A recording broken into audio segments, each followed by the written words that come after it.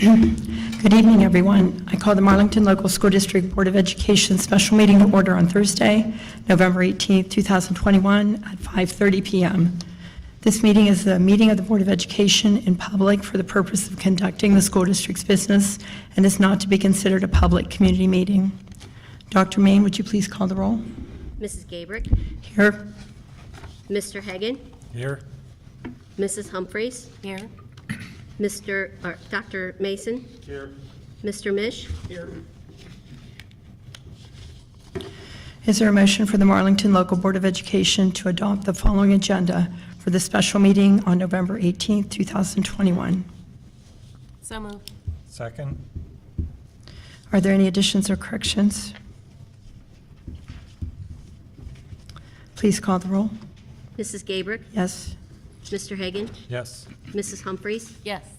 Dr. Mason. Yes. Mr. Mish. Yes. Passed 5-0. New business. Dr. Main, would you please present the levy discussion and the finance discussion? Thank you. We have asked Ryan Genzoni from Forecast 5 to join us. He's a financial analyst, and he has been helping us look at our trends and where we stand in the district and helping with forecasting future years. He's also a previous treasurer, so he's very knowledgeable and he's been very helpful. He has built some levy models for you, and he's going to present those to you, but he can also, as you request, or he can ask you a few questions and, right before your eyes, he can build a couple more for you. He's pretty good at this and fast. So, Ryan, do you want to go ahead and present what you have? Or would you want them to? Yeah, I mean, it's up to you. I can either start with an overview of the forecast or go right into levy scenarios. You guys tell me how you'd like me to proceed. Would you like to have an overview of the forecast before we talk about the levy options? I think that makes sense. Okay, You guys? yes, It does make sense. yes. Go ahead. Okay. Thanks. So, we've completed the forecast for November. You guys have had some changes since May. There's two specific changes that are impacting your bottom line. One is the district used the third round of ESSER, which was not included in the May forecast because they've not gotten approval from the out-of-farm education on where they can spend those funds yet. So they've offset general fund expenses, basically buying you guys some time. In addition, your real estate values increased higher than expected. Once every 3 years, those real estate values are revisited either through a triennial update, which is based off of recent home sales, or through a revaluation, which means every piece of property is reevaluated by the county auditor. So currently where you guys are sitting, this is a simplified look at your forecast, is you do have an operating deficit this year of about $480,000, which is an improvement from where we were in May, looking at 22. And then that starts to grow. So you're still in a position where your expenses are outpacing your revenue. We have had some other significant changes in the forecast that affect the way in which it looks. And that is, I'm going to show you a couple of those. When you're looking at expenses, you will notice that you have an increase in a couple of areas here that weren't there before. The first thing you're going to look at is up here in brown. You're going to see that there's a significant decrease in all other revenues. The reason for that is the state of Ohio, with the new funding formula, has reduced or is no longer posting open enrollment tuition to all the revenue. It's now your state funding is based on where the kids are educated. So as a result, you do have a change in your state funding. Your state funding does go up a little bit. You can see here in green, it's the combination of green and red. But that's offset by decreases in your brown here, which is your all other revenue. So looking at it a simplified way, I can show you is taking out all this other noise. This is what your state funding looks like. Obviously, you have a decrease in revenue. You look at all the revenue combined with your state funding. There's a reason for that from 20 to 21. So even though a portion of this revenue was pushed into your state funding, the students that were being educated elsewhere, whether open community schools or scholarships, were also pushed out and are no longer part of your budget. So before, the state would give you the funding for them, a portion, the local share would be picked up by the district, and then you would spend it out of your expenditures. And so when we look here, and I will simplify this for you to show you, it's affecting your purchase services. And so by no longer being charged that, you also had a benefit. I'll bring that one back in. So let me show you your purchase services. Those expenses were cut. You can see they go down by about 1.3 million. So the only way that you are affected now, if students decide to enroll in community schools, open rollout, or scholarships, is in theory you wouldn't get the funding from the state from them. However, because of where the district sits with state funding, you're what's called a guaranteed district, and there's no foreseeable time in the future where you're not going to be a guaranteed district. So what does that mean? It means that you're guaranteed the amount of money that you received in 2020. There's several guarantees in this new funding formula, but that's the main one that because your enrollment, when you go through the calculation, does not give you enough money to surpass what you got in 2020. You'd have to add a significant number of students in order to get off that guarantee. So right now, your revenue is not going to be mainly affected by drops in your student enrollment. There are some other changes that we don't believe are going to affect you right now. If you do drop your open enrollment in students, so students that are attending your school district from other neighboring districts, if you were to drop by more than 20 students or 10%, there is a penalty that you would be assigned. You get a reduction in state funding. Talking with Dr. Main, I don't believe there's any intention of dropping those levels currently, so we don't think that's going to be a factor on your district. Some of the things that we look at, what's changed since your May forecast. You can see here, this is your drop. So this is the difference between the current forecast and your May forecast. Your revenue in total is about $10,000 difference. This year, about $455,000 difference next year. This increase here represents your increase in values. So you have some additional increase in tax revenue, but that is offset by your decreases in open enrollment, and this is your increase in state revenue. So in total, compared to the May forecast, your revenue hasn't changed that much for this year. It does go down moving forward. Ignore 2026 at this point. The reason this number is so high is because you did not have a 2026 in your May forecast, so this number is kind of irrelevant at that point. When we look at your expenditures, we are going to see the biggest impact here is you have a negative $1.8 million of purchase services. This is because of what we just talked about, your open enrollment community schools and scholarships no longer being counted in the forecast. These negatives here represent the offset by using your ESSER funds to offset general fund dollars. So you're down about $466,000 in salaries and $69,000 here. And then we also increase your operating transfers out to be more reflective of what the public utility transfer to the 070 fund is going to be based off of the values. We had some lower values in there, and to bring it up to the actual amount, these were increased. So in total, the district is, as we mentioned, still deficit spending. And a portion of this, I'm sorry, let me bring up that simplified statement. A portion of this deficit spending has been masked because of the use of ESSER funds for the last 2 years. There was a benefit to the district from a financial standpoint with all of the money coming from the federal government, as well as having some less expenses because of the shutdown in the last 2 years. This is the line you want to pay attention to. This is your ending cash balance, but the more that this grows, as we've talked about in previous meetings, the harder it's going to be to overcome and get to a financially stable state. At this point, 2025 would be the year you've run out of all your cash reserves and that you are in a position where you are out of cash. You still are drawing down your cash balance as you move through 2024. The one thing the district does, we're assuming in the forecast, is that this renewal, you have 2 renewal levies out there, and that this first one that'd be coming off in 24, half of 24, and the other half in 25 would be renewed. And then you have another one, half of it coming off in 2026, that second renewal levy. Any questions on that before we move into looking at some different levy options?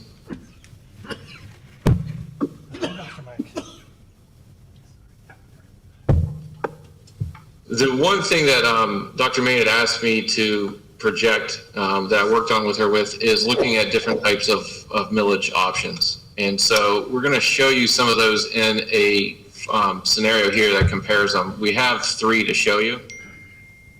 So the first one we're going to look at is 7 mil levy and not transferring the PUP of just that 7 mils, but keeping all 7 mils in the general fund. The second option is transferring the PUP portion of that 7 mil out.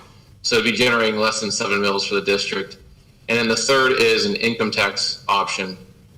You do have 2 different types of income tax options available to the district. One is called a traditional income tax. It's not like a municipal income tax where it only taxes the residents of the district. It does not tax any corporations or workers that do not reside in the district. The second option you have is an earned income tax that is just taxes basically on wages, there's specific types of income that taxes. It's more attractive for communities that have a lot of older population because it doesn't go after some specific retirement payments. So when we look at these, it's going to show you between these 4, the final forecast is the one we just presented, and these 3 levy options, what it would look like for the district on a cash balance perspective. And that will be coming up here shortly. So what you have here, I need to check for the income tax. Actually, the income tax one looks like I need to recalibrate that. But this is your traditional, this is your current forecast here. This is the 7 mil levy. You can tell there's about a $300,000 difference between transferring the PUP generated from that levy out or not. With both of these scenarios here, the district is only not deficit spending for 1 year in 2024. And then the district starts to deficit spend again in 25 and 26. We've done some extended calculations going out to 28. Trending out to 28 is basically you're just following trends. It's the farther you get out, the harder it is to project. But looking at a 7 mil levy base with the district not making any changes to current expense levels, not changing any current trend levels, it would show that the district would again in 27, possibly 26, probably 27 because of deficit spending, which I'll show you here in a second, would need to have an additional levy, probably of about the same magnitude. So you're looking at a 5-year levy cycle without changing any of your expense trajectories moving forward. I'll try and bring up, let's see what happened with your income tax one, but I'll bring that up. The income tax one, while it is an option, your ramp up is not as quick. It takes about 3 years to collect. So it's going to not have the impact right away on your cash balance because of how long it takes to fully generate moving forward. Now we'll try and see why that did not generate for you guys here in a few minutes. So when we look at either one of these, whether you transfer the PUP revenue out for just that levy or not, the district is looking at a situation where even with a 7 mil levy is a sizable levy, you're going to have to probably look at trying to offset some of your expense trends. Without doing that, like I said, you're going to be back in about 5 years without any major changes. If there are any major changes, it could be sooner in deficit spending. So you can see here's that new levy coming on if it was passed in November of 22. Now, if that levy is not passed by November, you have an opportunity in May and November of 22, then it's not going to generate any additional revenue for 23, and it's only going to generate half in 24. So this is assuming you pass it either in May or November. you can see the only year you're not deficit spending would be 2024. 2025, you start deficit spending again, and it ramps up in 2026. And then based off of where we're looking, 27 and 28, you're probably going for another levy in 2027 at that point. Any questions on that?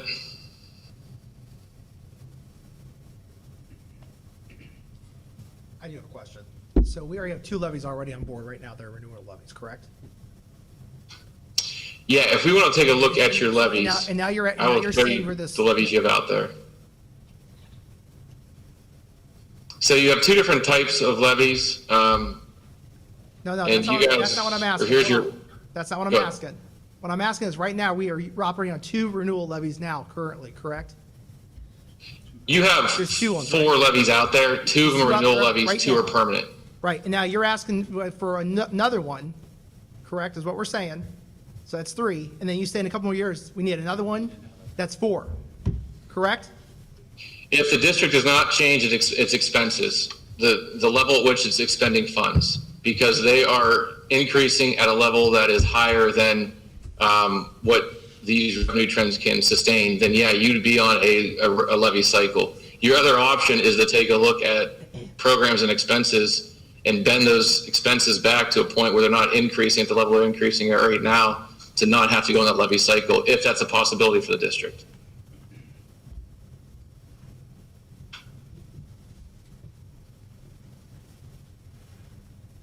The district is faced, one of the things the district is faced with is, because it's considered a guaranteed district, when we go through the new state funding formula and we look at how it's calculating for your district, it does not appear that there's going to be a way that it's going to increase. I'm going to download a report to show you to help illustrate that.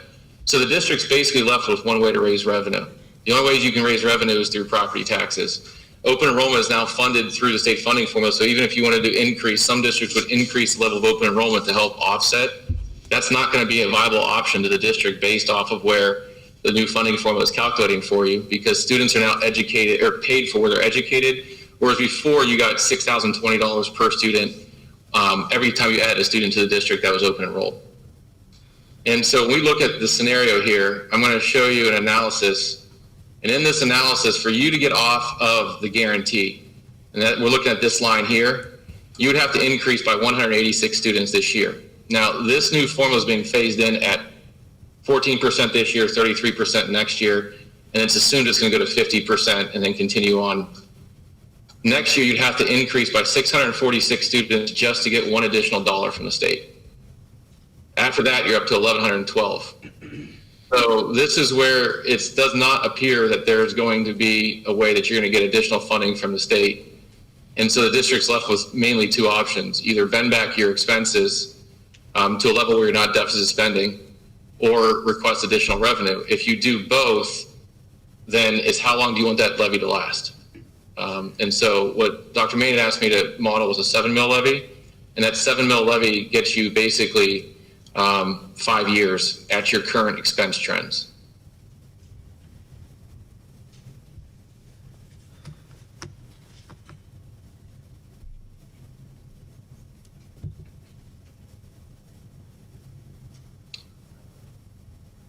Any other questions, any other things with levy modeling, or any other questions about your current millage or current expenses I can answer for you?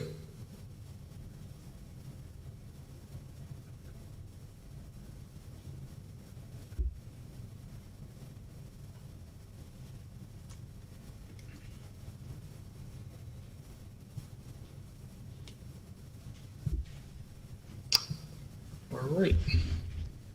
Okay, if there are no other questions, we'll go ahead and have Ryan, any more before he Yes, exits? could you further explain what would happen if we get, what happens to our funding if we get to the 20 mil floor? If Ryan could go over that. The 20 mil floor, do we have that in a model? Sure. So when we look at, and I appreciate that question because I actually wanted to, there are 2 different types of levy the district can go to. You currently have what's called fixed rate levies. They're based on a millage amount. And so one of the questions is, there's something out there called the 20 mil floor. So when we look at your levies, this is what they're originally voted in at. Now, when it says 1976, there was a change in the law called House Bill 920. So any levy before 1976 was rolled up, and that's why this says 26.4 mils. So this was the full voted amount of any levy. And then you can see after that, there's an 86 levy with 5.7 mils. Every time property values go up, the millage rate goes down with a fixed rate levy. You can, in the Ohio, it's now in the Ohio Constitution, it's called the 20 mil floor. It's part of House Bill 920 that was passed back in the 70s. It was basically to cap inflation, so if home values go up, you didn't get taxed more, but you can't drop below 20 mils. So if you drop below 20 mils, so if your values go up, let's say $10 million, and that drops you down to the equivalent of 19 mils, you automatically go up to 20, which is a additional revenue to the school district because you can't go below that. So when we look at where your rates are at, modeling the changes in property values that we are assuming is going to happen based on trends, we see that you are very close to the 20 mil floor. And I'm going to show you that in this result view here. So you can see that in 2000 tax year 18, you're about 23 mils. By tax year 24, we estimate that you're going to be at the 20 mil floor.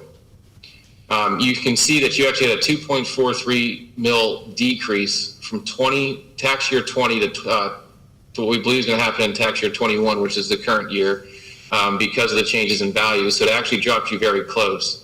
Because you don't have any big changes again until that next trying to update reappraisal, we think you're going to get there about 2024, and that's going to produce additional revenue for the district. So that's been built into the forecast. This is class one. Class one is going to be agricultural and residential values. Class two, you can see you're really not close to the floor. There's no indication. Class two is going to be industrial, commercial, and some specific type of public utility, real property, not like pipeline, but different types of real property. It doesn't appear that you are going to get to the 20 mil floor there. So when you get to 24, you can see you maintain there. So every time your property values go up, it's going to create additional revenue for the district. If the district is looking at a levy, it would be highly recommended that you do not look at a fixed rate levy. You look at what's called an emergency levy. An emergency levy is you go for a dollar amount. It doesn't actually have anything to do with the word emergency. It's more of a fixed sum levy. The best way to explain that is if you go for, in your case, I believe it's around $3.5 million. It's generating $3.5 million, and that millage rate is adjusted to bring in $3.5 million. If every resident moved out of Marlington except one, then that one person would be responsible for $3.5 million. If double of the residents move in than currently, then that millage rate continues to go down. It does not apply to the 20 mil floor. So it would be probably in your best interest to not go for a fixed rate levy, but to go for an emergency levy.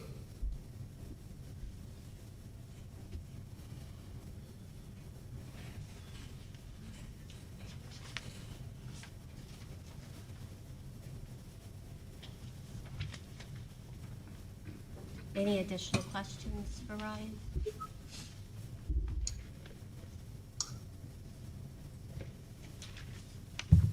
All right.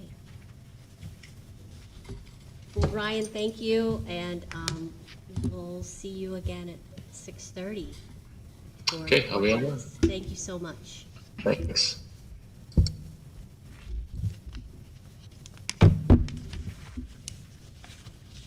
Okay, that's all I had, just to give you some options and to start the thought processes on where we're at and how we're going to move forward.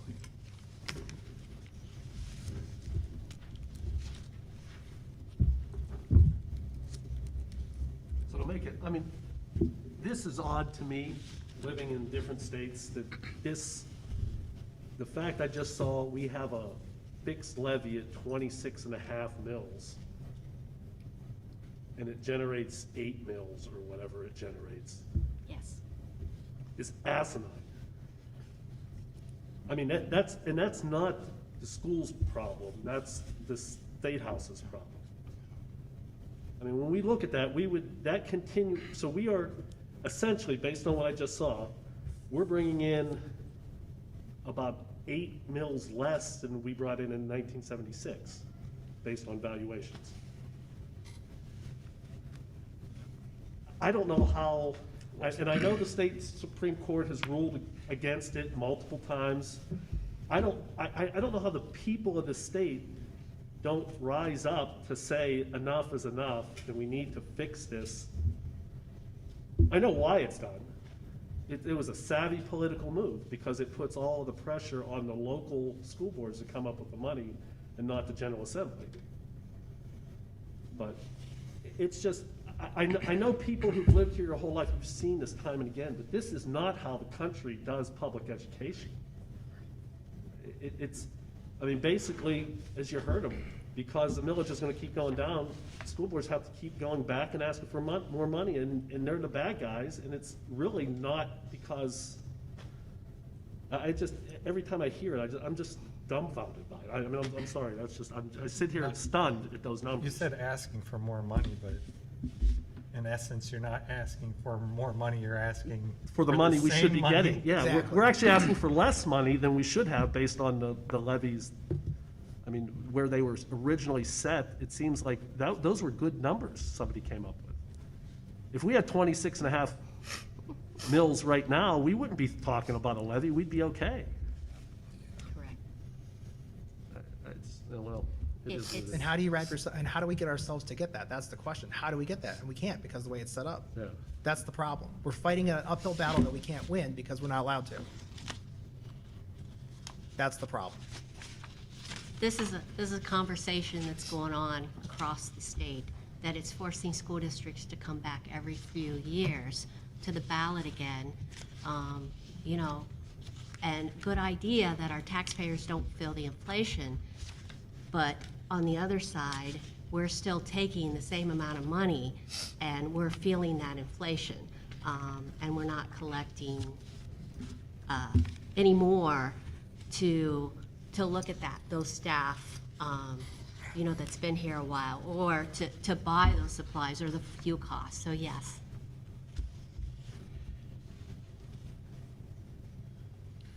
Yeah, I've echoed many times what Dr. Mason said. We're one of the only states that do this way. As Florida's Constitution says, we will not do what the Northwest Territory is doing. We are that Northwest Territory. Property levies are illegal in a lot of states, but this is what we have in the State House right now. They're trying to make this voucher bill where you can go anywhere at all. That's going to continue to hurt us. They're trying to prevent if someone wants to challenge their property value, they're going to leave us out of the picture. I mean, this is instead of helping. So here we are. This is what we're faced with. So obviously, we need more than a 7 mil levy. However you look at it, if you want to look at a fixed amount, we need at least $4 million, or we're going to be right where we are right now, or maybe worse. I just want to add, I'm amazed that the district has made it, 18 years without new 18 money. years. I mean, that's just Well, amazing to me. I mean, the last meeting, we discussed how many cuts we've made over the years, and more cuts and more cuts. I mean, that's the only reason they survived, it sounds like. I mean, it's got ridiculous. Just the way, it just sounds like we're set up to fail. That's where we're at. That's why If I- people if took I'm- it. If I'm misunderstanding that, then Yeah. I need to be told that. But that's where we're at. But that sounds like every district's set up to fail. It's an Ohio problem, but it's set up for wealthy districts or do okay. I mean, there are some very wealthy districts in Ohio, and they do okay. Surprise, that's where the wealthy kids live. So it favors them. So it's a bad situation. Well, I guess my other question is, so if we can't go that route, what other routes, what are other options that we can come up with to figure out, to get revenue? What are other options? There's no option. I mean, There's gotta be some way of that's what I was saying, like, is there business that can come in and help us out, or something we can co-op with something? I mean, there's gotta be something else we can do, because there's gotta be a wraparound, there's always a loophole.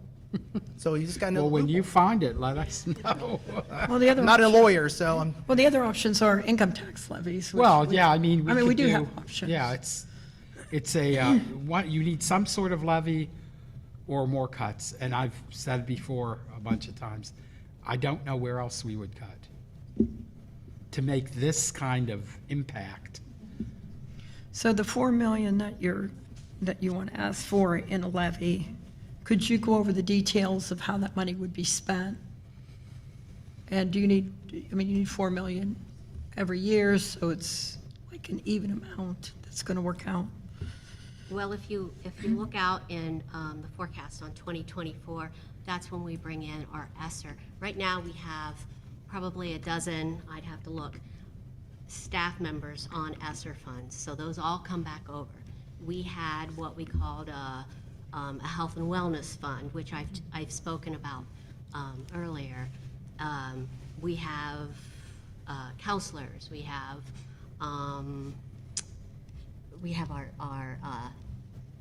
our Nurses. Officers on that, our Office. nurses, and those are Resource all, officers. you know, things that the kids need, but those come over, and that was rolled into the formula.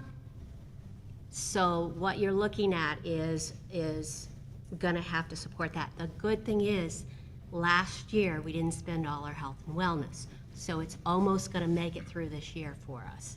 So we are spending a lot of that on those current, but those come back over too. We have seen a cut in our our federal funds. Our Title II used to support 2 teachers, it's supporting 1 now. You know, they continue to cut to make their budget, I'm sure. And, you know, these are just our facts that we have to live with. And we just need to decide, you know, are we going to go for a levy? Is it going to be a combination? Is it going to be cuts? It just has to, we have to make a decision, and then we can really dig in and get you some numbers. But I wanted to start with 7 so that you could see the impact of it, and then make that decision of where you want to move from there. And I think some of the answer to Mrs. Gabrick is we're a people business. I mean, that's what we are. And you know, you don't build revenue by turning off lights. You can't turn your lights off to a $7 or a whatever $1 million deficit we're facing. And our people are the lowest paid in the county. They deserve raises like everybody else.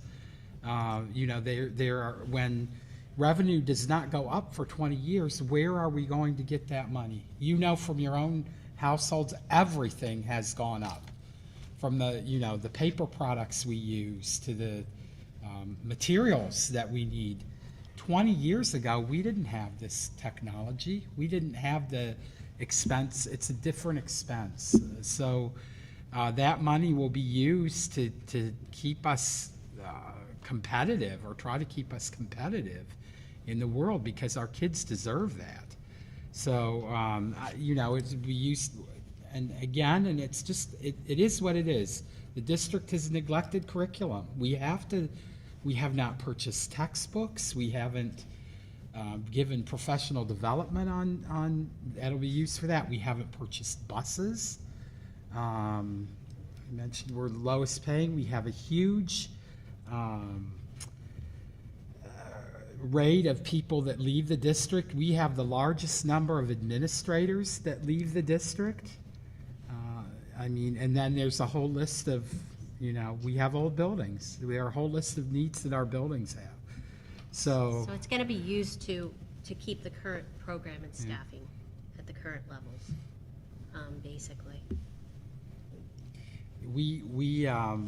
I mean, I believe the district, as Patty said, has been good stewards of the people's money.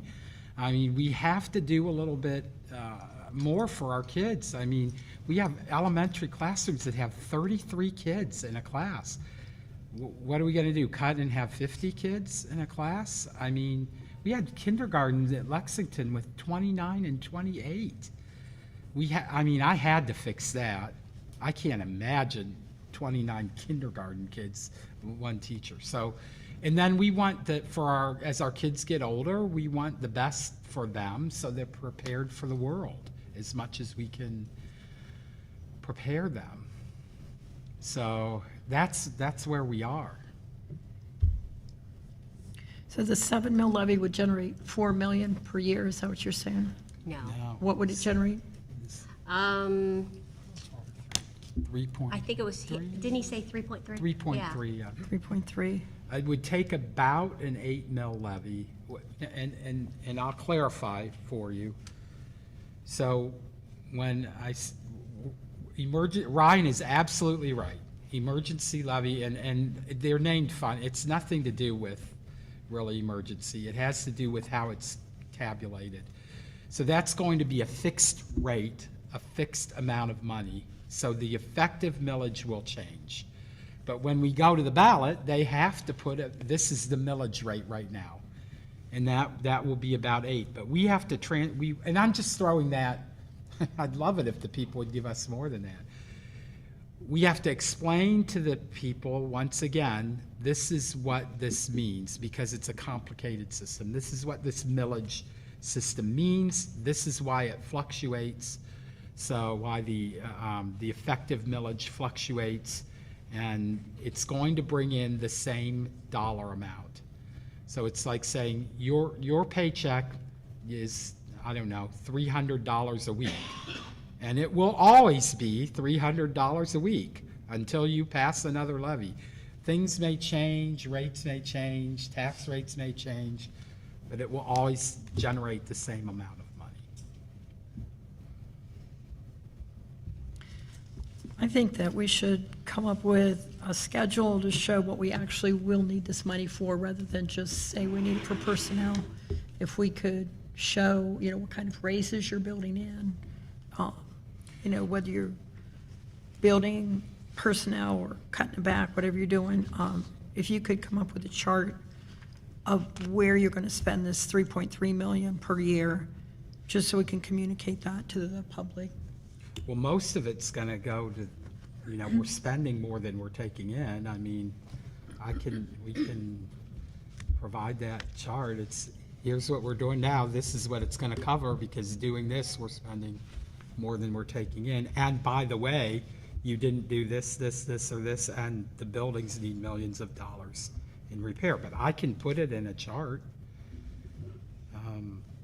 What I'm concerned, because we have to, the other piece that our state puts us in is you all have to decide, the board, whomever is sitting here, you have to decide 90 days ahead of time what you want to do. So we have to back that up, and you need 2 readings 30 days apart. So to go on the ballot in May, some kind of decision has to be made in December. Is it going to be, what's the effective millage you want to ask for in an emergency levy, or are we going to ask for an earned income tax? I think the district's a poster child for earned income tax, but I know some of the folks that I've talked to, even out here, share a concern about people don't know what that is. And we only have like this much time to explain it further to them. So I don't know if it's the best time for that. We have to do something here soon. You had said that to either go for a levy or a combination of cuts and a levy.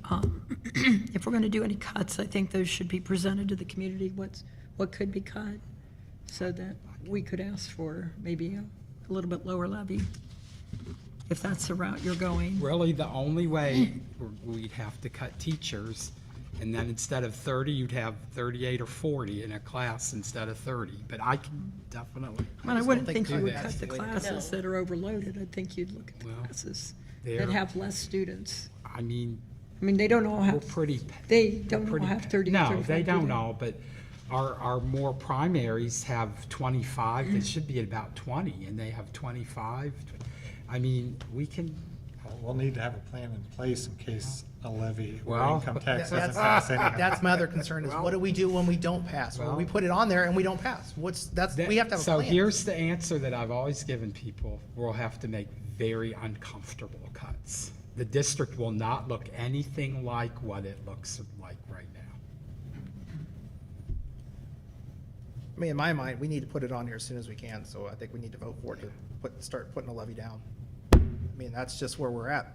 I mean, if that's what you guys are telling us, I mean, you guys do it, you deal with it every day. If we're going to keep the current programs and staffing as is, then we'll have to go for a levy. Right. If the board is expecting cuts, then I think we probably need to know how deep into those programs and staff do you want to go? Give us a number I mean, Dr. that Mason, you're you do comfortable with. education. I And mean, how many more cuts would you want to do? I mean, you're a teacher. I mean, could you imagine? Not many on the current staff and the way we have the staff, because no. Right.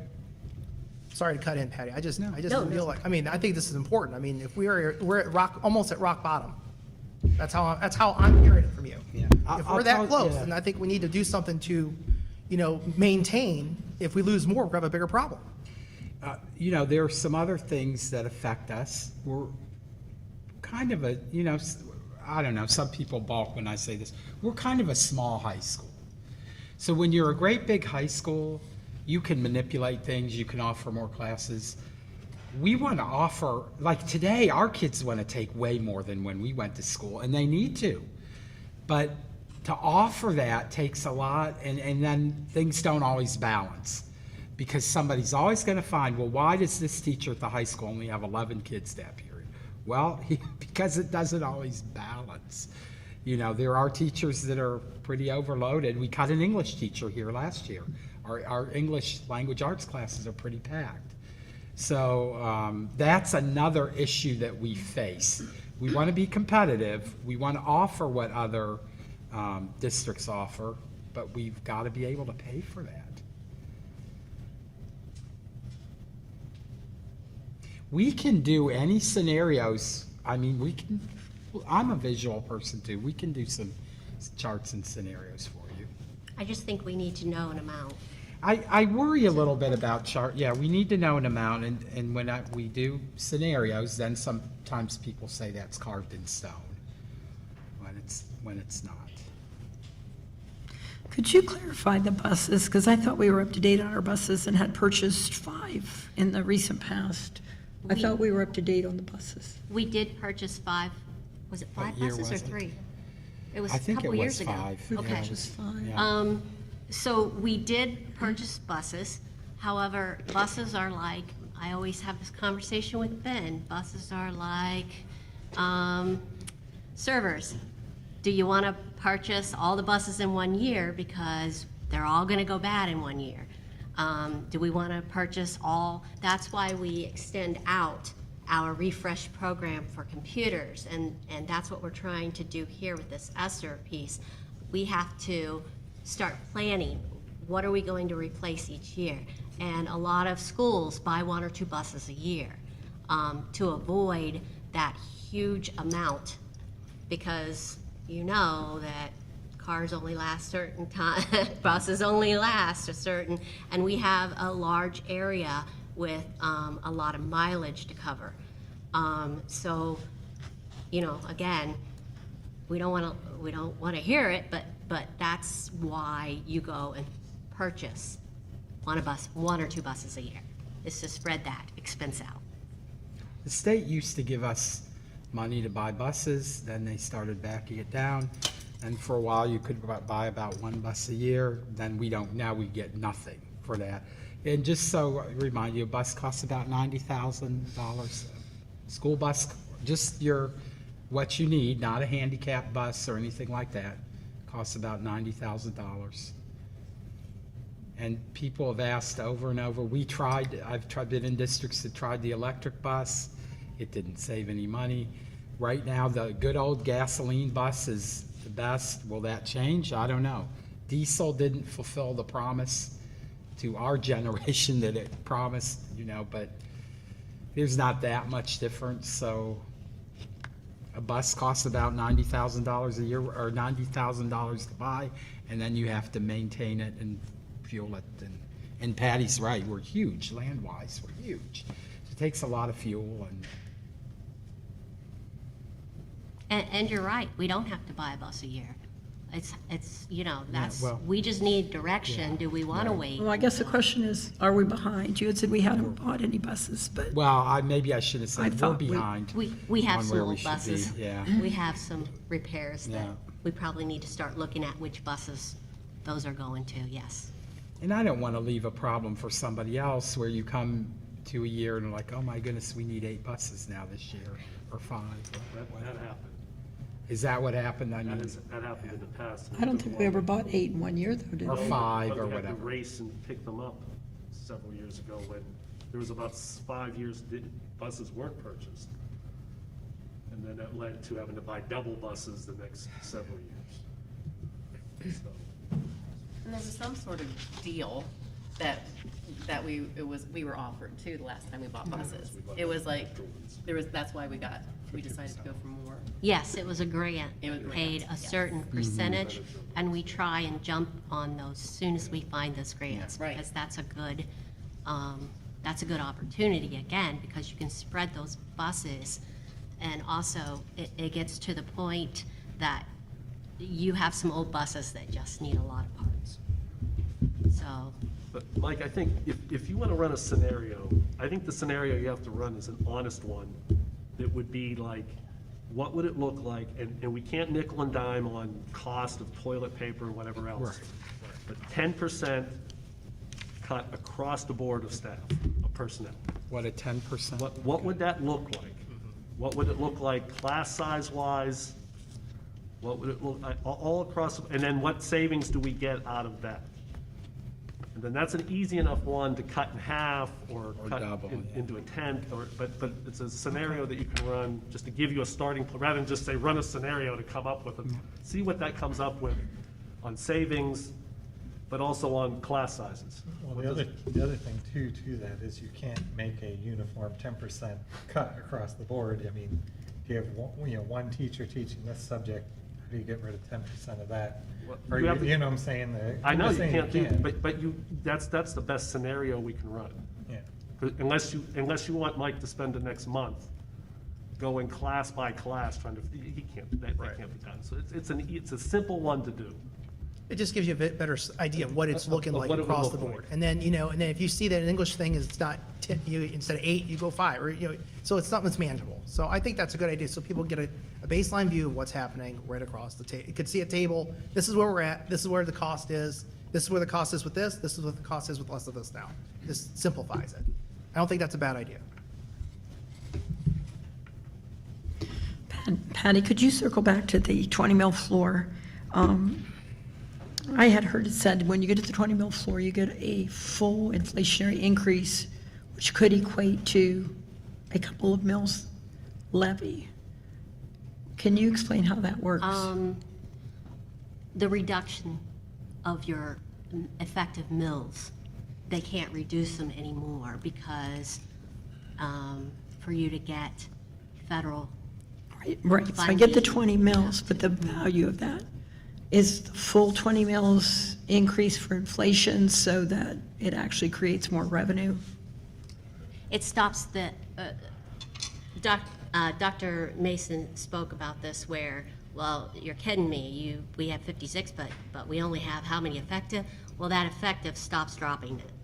It stops at 20, but what does the value do? Do we get full inflationary value on the 20 mils? You know how we get it on the inside millage? We get full inflationary value. Do we get full inflationary value then on the full 20 mils at that point? Because it was said in a seminar that when you get to the 20 mil floor, it can bump up your revenue to equate to a small levy. So it would increase people's taxes. I will contact the county and find out those exact figures. Is that something Ryan knows right now when we talk to him at 6:30? That's something he can answer? He might be able to model that for you. But I know that our county auditor can also answer that for us, what that would look like. You're wanting a dollar amount, correct? The dollar amount of that if we're at the 20 mil floor. All right.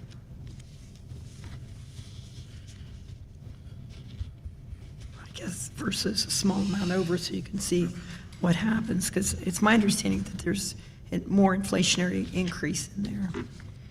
And then I guess what we shouldn't forget is there is suspended nexus money at this point, which could help the problem later on, and potential solar revenue at some point in the future.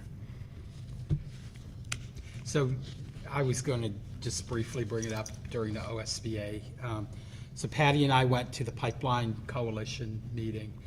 So and nobody has a crystal ball, but the Nexus Pipeline hearing is in February. And the attorney, Becky, this board knows Becky Princehorn. We've worked with her, we've had her. And she's been around a long time. So she said that a lot of times it takes 9 months to get a decision from the hearing, and then it'll go to the Supreme Court. And her best guess is 2025, when we'll know more about the pipeline. Who knows? Who knows what'll happen? But you're right, there is some potential here, but we'd have to get to that point. Right.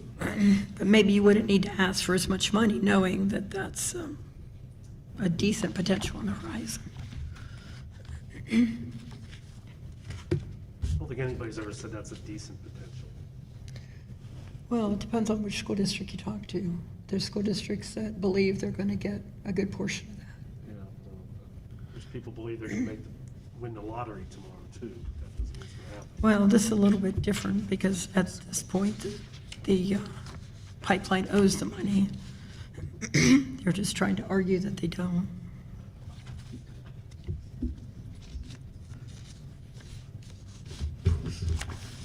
We've also got other forms of revenue that, aren't being included in the forecast, such as the new project at the mall. That's going to generate some income for the district and The TIF possibly. agreement? What's that? Yeah, The the TIF TIF. agreement. From the mall. It's in here, It's in there? Okay. what was projected. And also the project with the solar farm, I believe, that may be a possibility as well.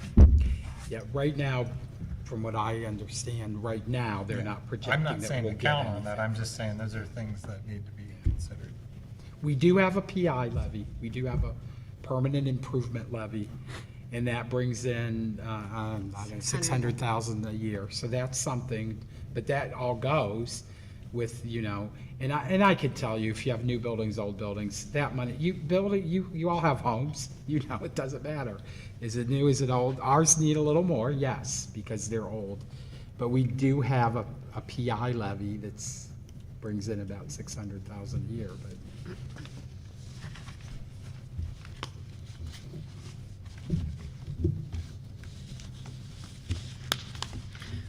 The grant money and that sort of thing also is not included, right? But then any grant money or federal funds are not included in this. Federal funds are not ESSER.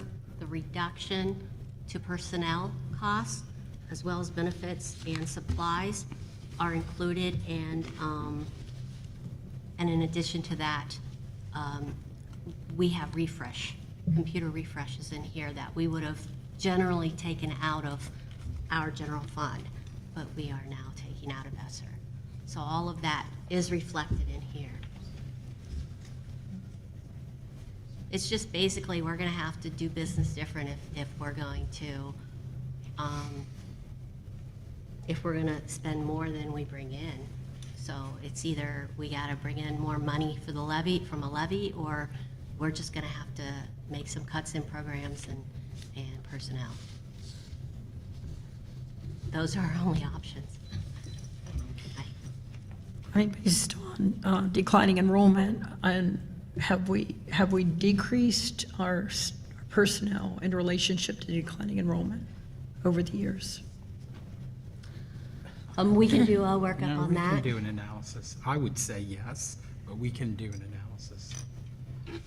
Because remember I don't know what year, when Jim Nicodemo was here, you made I think it was about 2 million. 2011. 2011, you made about 2 million, 1.8 million in cuts. And then I know since I've been here, we haven't replaced some teachers too, so. Are there any other questions?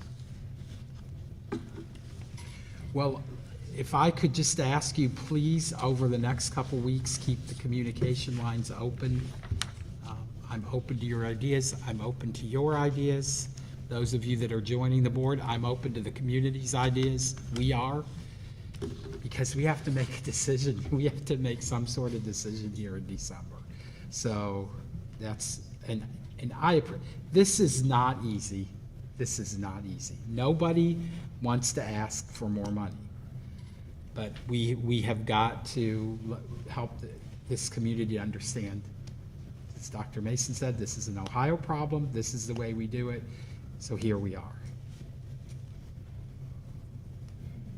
Thank you. Is there a motion to adjourn the special meeting? So moved? Second?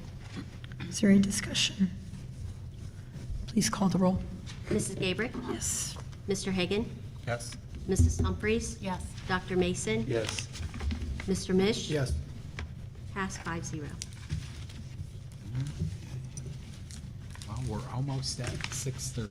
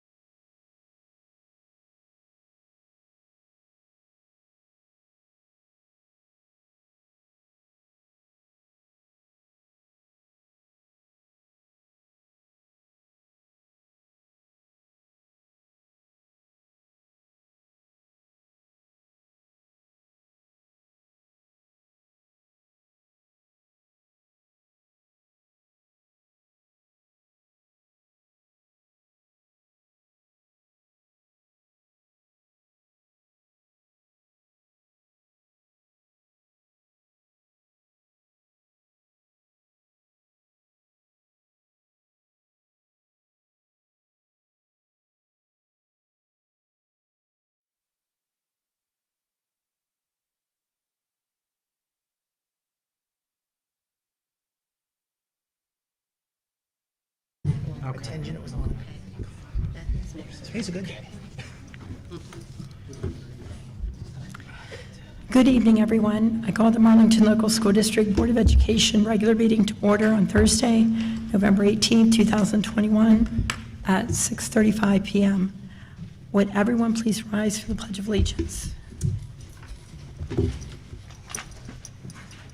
Allegiance to the flag of the United States of America and to the republic for which it stands, one nation, under God, indivisible, with liberty and justice for all.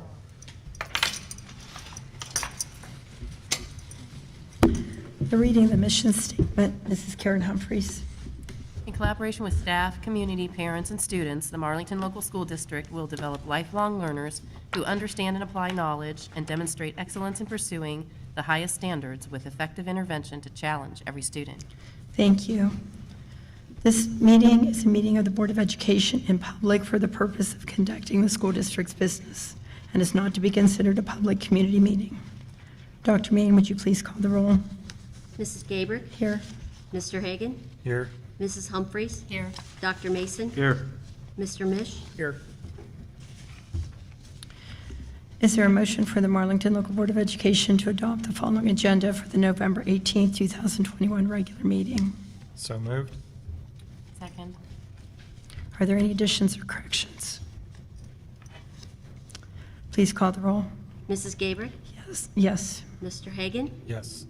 Mrs. Humphries? Yes. Dr. Mason? Yes. Mr. Mish? Yes. Passed 5-0. Presentation of the 5-year forecast, Dr. Main. Okay, as I mentioned before, we have Ryan Gazzoni with us from Forecast 5. He's an analyst, a financial analyst, as well as a past treasurer. So he has been very helpful in looking at the trends and helping us to forecast where we're going to be in future years based on all of the information we know at this time, as well as, like I said, the trends. Ryan, could you go ahead and go over the forecast for us? Sure thing.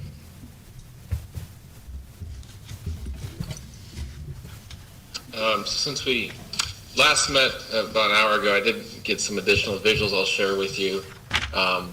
The first thing we went over this is a simplified version of your forecast. If you look at the district's going to start the year with $7.9 million in cash in the bank. We're anticipating bringing in $23,955,000 in revenue, but we believe you're going to spend about $24,436,000. So the district will have an operating deficit this year, and what that means is that you're going to be spending more revenue or spending more than you're bringing in revenue. So you're going to be dipping into that cash balance, and that tends to we believe that's going to continue to increase as you move forward for a couple of reasons. Some big changes since the last forecast. The district has had an increase in values due to, I believe, a reappraisal. It happens once every 3 years, reappraisal, triennial update. And so that generates some additional revenue for the district.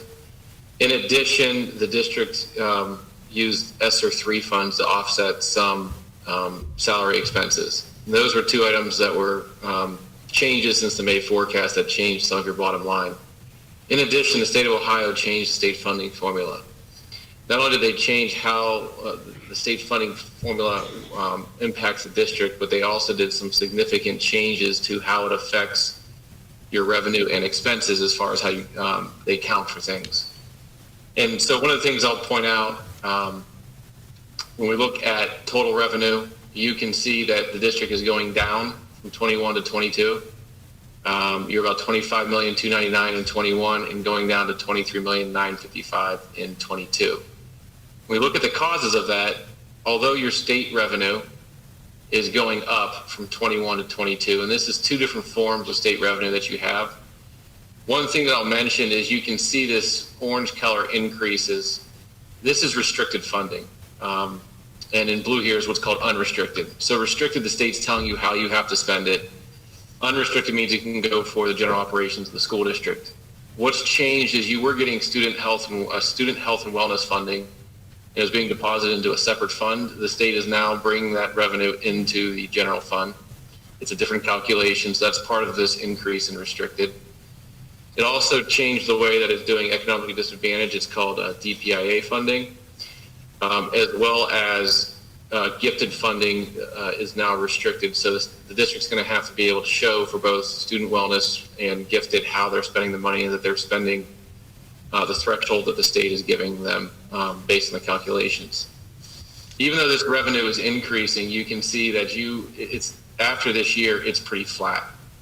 And as we talked about earlier, that's because the district's considered a guaranteed district. So there's 3 different guarantees in this funding formula. One is a look back to 2020, one's a look back to 21. The one that's a look back to 2020 is in permanent law. The one that's a look back to 2021 is not, which means that if the state doesn't act on a new state budget, that one could go away. There's always a risk if you're a guaranteed district that your funding could be reduced in future years if the state doesn't do 100% guarantee. Typically in previous years, all but once or twice have we seen that it's been 100%. Occasionally, but there's been decreases by, I think, no more than 3%. But for right now, we are anticipating that your overall state funding, both the orange and the blue, is going to maintain no increases. So when we look at all other revenue, you're going to notice that there's a significant decrease here. And that's because tuition revenue has been taken out, open enrollment, and is now part of your state funding, which is a part of the reason why you see an increase in state funding, but it's not the same as the decrease you're seeing here for open enrollment. So this is open enrollment revenue, the biggest reason why. You'll also notice all their financing sources. The district had some one-time revenue because of Bureau Workers' Comp refunds in 2021 that generated these additional higher here in green. We're not anticipating that moving forward. When we look at the taxes, this is basically the only form of revenue that the district has control in increasing at this point. We are not, this current forecast, I'll show you some additional visuals later, is not showing any increases in new levies. What you can see here in this pinkish color is your renewal levies. So this is assuming that the district's going to renew a levy, one levy prior to 2024, and that there's an additional levy that needs renewed prior to 2026. The district has 2 levies that are up for renewal, and then 2 other levies that are continuing that don't require renewal levies, or to be passed again. They're continuous. When we look at the district's expenditures, you can see overall, with the exception of 21, this is the impact here in 21 of using ESSER to offset general fund expenses. And it also happens in 22, even though there's an increase. Moving forward, we're going to go a little bit more into what's happening in 22, but moving forward, you can see the projection that the district is on of expenses continuing to increase. When we look at salaries, the district did reduce 1 position this year and then used ESSER funds to offset current general fund expenses. The same thing was done in 21 using ESSER funds to offset general fund expenses. Moving forward, we don't believe that there's going to be any additional rounds of ESSER, and there's no additional staffing reductions included in the forecast moving forward at this point. With the district's benefits, the district also offset a portion of its benefits, salary-related benefits, because of ESSER funding. The one thing that is an unknown moving forward with your benefits is the district's part of a healthcare consortium, and that healthcare consortium will issue premium holidays each year historically. Those can be as many as I think 3 or 4, which is significant, and that's kind of where you see, I think there was 3 in this year. I'm sorry, they went from 3 to 2, so you saw an increase. We do have 1 premium holiday included moving forward, as well as increases in the premium. Those are not in the district's control. The consortium, usually in April or May of each year, will announce what those are going to be. So we do have 2 premium holidays this year, 1 premium holiday moving forward, and that's what you're seeing here in orange. One of the biggest changes in expenses is with the district's purchase services. What you can see here in pink is tuition. This is because the state no longer charges districts for open enrollment out, community schools, or for scholarships.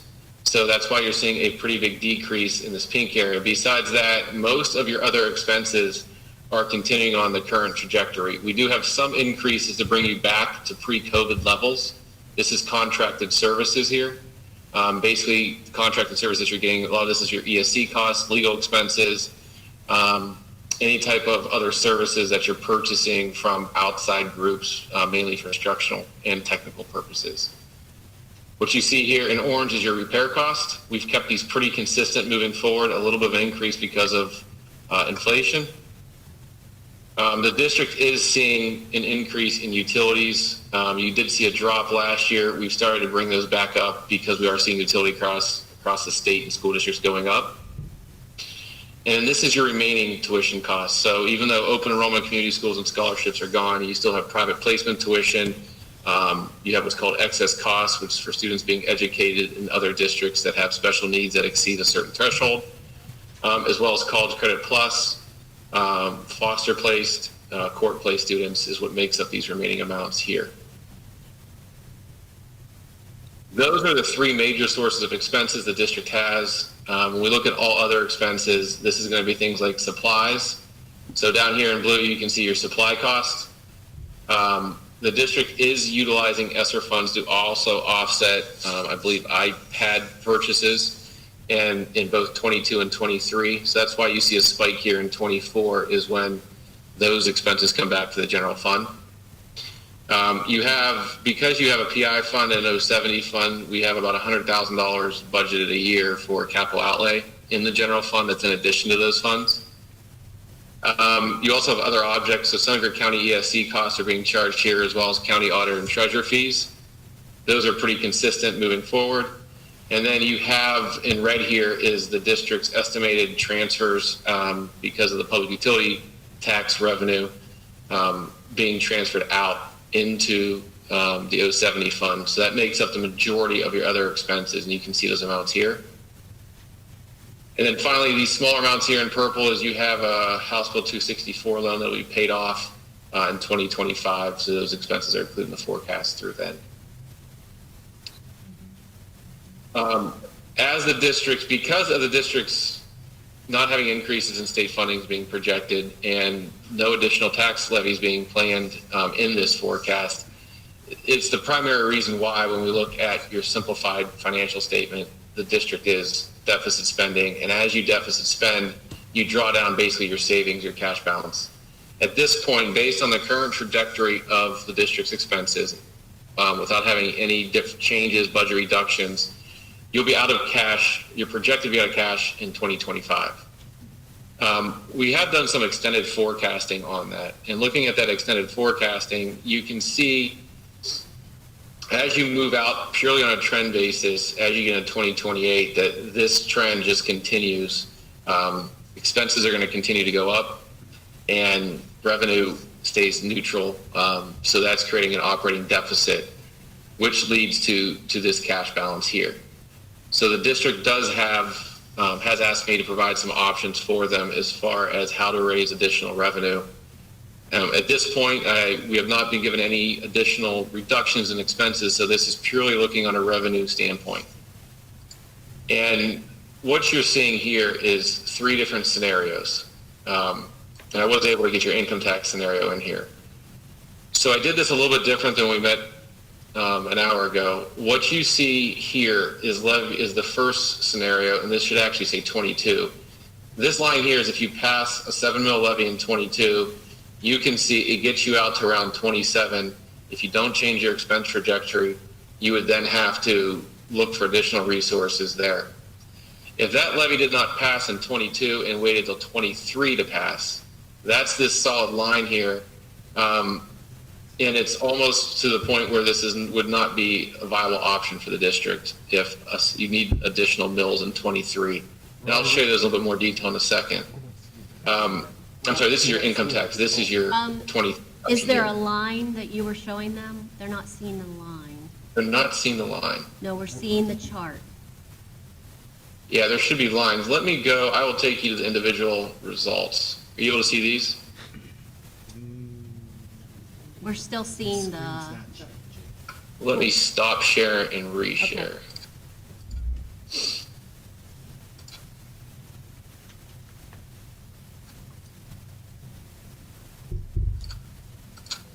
All right, how about now? Yes. Thank There you. we go. Sorry about that. All right, so go back. This is moving forward on the current trajectory. If you were to go all the way to 28, I will tell you, projecting out through 28 is you're just following trends. There could be, you're going to have, by 28, you're going to have a lot of new legislation. You'll have 2 new biennial budgets by that point. But this is assuming everything stays consistent with what the current laws are, if you can, the current values, with increases we've projected, and expenses continuing without having any reductions. So when we look at these scenarios, this line here is actually, this should say 22. If you pass that levy in 22, this is what your trajectory would look like. You would not be deficit spending in 2024, and then it starts to spend down. And I'm going to show you that in a little bit more detail in a minute. This line here is your income tax. So if the district went for an income tax option rather than a property tax option, it takes longer to ramp up.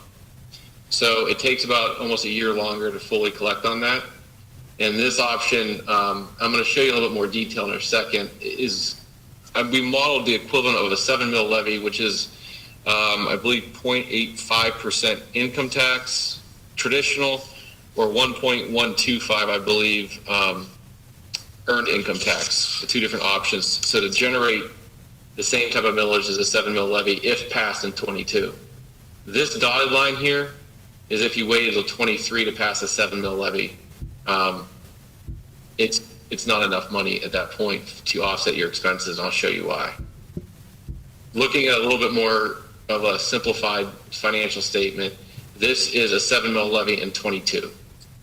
So there's only 1 year where you're not deficit spending. The district starts deficit spending again in 25.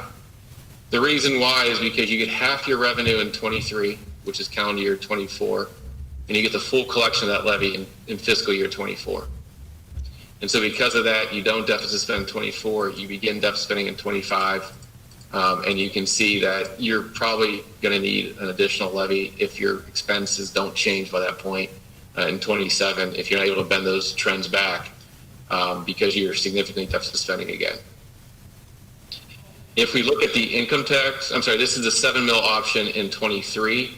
In this case, if you don't pass that until 23, then you'd only get half of it in 24 and the full collection in 25, and the district never actually stops deficit spending.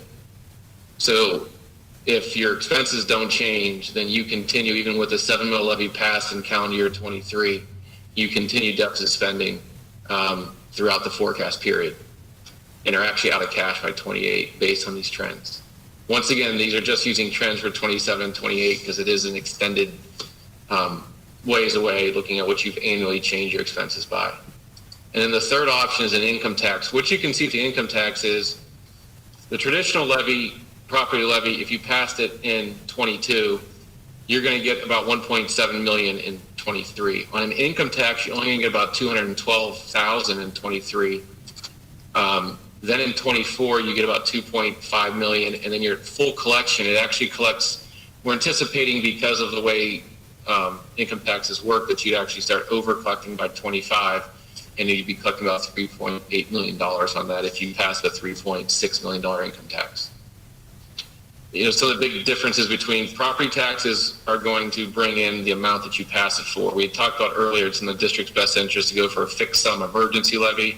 So it's going to generate about $3.5 million a year.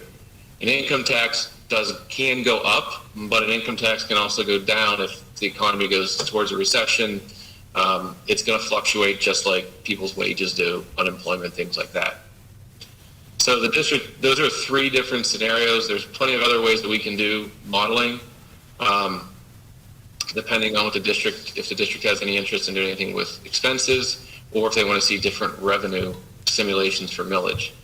The one thing is this trajectory has been continuing. The ESSER money the district received and the increase in property taxes because of the housing boom, that offset or basically bought you guys some time. The ESSER money is not going to be continued, so that those expenses are brought back in the general fund once that ESSER money is liquidated. And without additional one-time money like that, the district will go back to more severe deficit spending that was originally projected before using those funds to offset general fund expenses.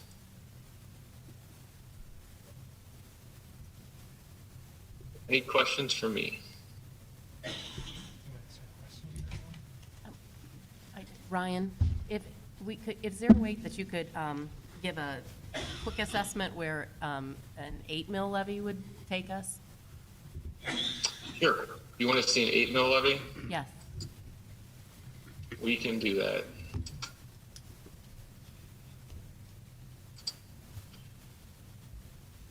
And passed in 2022, right?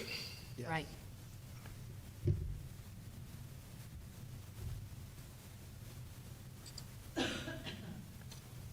So what we are going to do here is we're going to change our estimate. And you can see that we were estimating about a 3.75 would have been a 7 mil levy. And we know one property mill in 22 is going to bring in about an additional $530,000. So we're going to take this up to about Is the screen sharing now? 4.3 million. Are you I got Sharon Green again. So yeah, I'm just going through that now for you. okay? And so I'm now showing an 8 mil levy based on a 5 mil renewal, the emergency passed in 22. And if we look at your simplified statement here, in that case, the district would not be deficit spending for 3 years. So you would start having a revenue surplus in 23, and then you'd have a operating surplus again in 24, 25, and start deficit spending in 26. If we want to look at that more extended forecast, I'll download that now and we'll pull up here in a second. So in this case, it's going to, this is probably going to extend you out longer. The district would start deficit spending again in 26. I will stop presenting and re-present this new screen.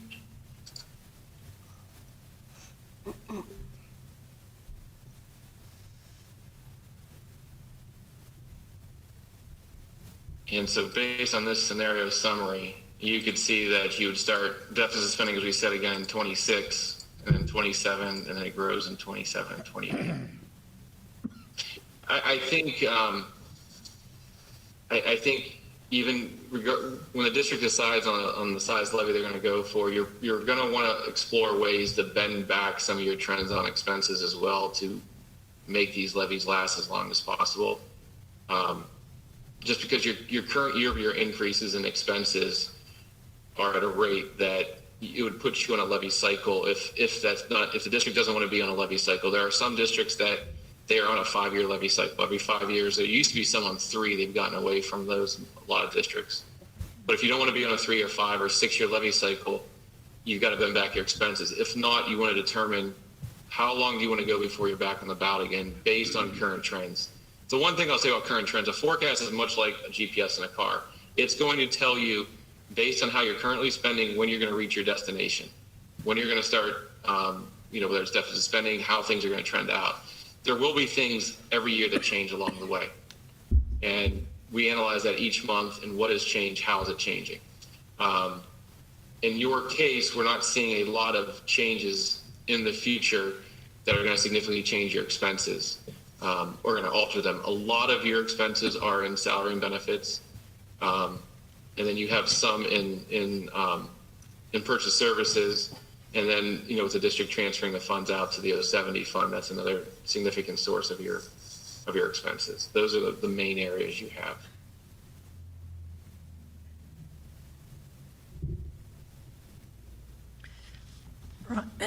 Brian, would you be able to show us the dollar value if we would get to the 20 mil floor on the residential versus, for example, what the dollar value is at 21 mil? And explain whether there's inflationary value in that 20 mil floor. Yes, I think if I heard you correctly, just show how we assumed you're going to get the 20 mil floor and when you're going to get there and what the 20 mil floor is. Yeah, the dollar value of it. I'm sorry, what I couldn't hear You that. said the dollar value of it. The dollar value? Yeah, let me share this new screen.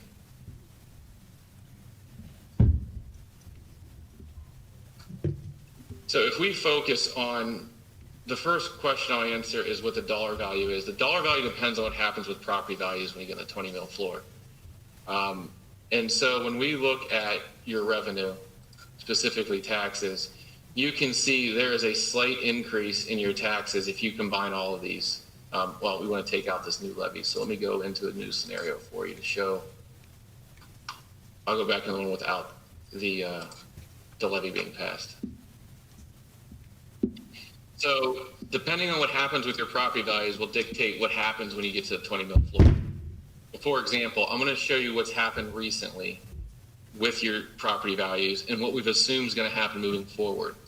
This is completely dependent on, we're in a very strong housing market right now. So if we look historically, there's two things that affect property values: reappraisal triennial updates, and that's in this column here. And then you can also have new construction, which is in this column here. That does not affect, you get additional revenue based on new construction. This is your class 1 residential property. And you can see you had a 11.96% increase in 2015. In 2018, you had a 13.39% increase. And then you had a 20.31% increase in 21. So we're estimating approximately half of that is what's going to happen again in 24. Now, if after next year the housing market stays strong and there's still a shortage of houses on the market and prices continue to increase, we're going to need to revisit these numbers here to see what we're going to project, because it's based on 3 years of history. So if you have a $21 million increase in residential values, and then when we look at your agricultural values, you don't have as much changes in agricultural values. You've actually had decreases. Agricultural values have had changes. This is also part of your class 1. As things started really climbing, and you can see in 15, the legislators changed the way that those properties are taxed. And so then you started to see decreases. And so you've kind of seen not a lot of significant changes in the last couple of years. And then this is just new construction. And you had 1 year where you may have had some additional barns or something built, but historically, you don't see very big increases in new construction with your agricultural. So assuming that you have a $21 million increase in residential and not significant, you're going to reach the 20 mil floor for your fixed rate levies. You can see that here.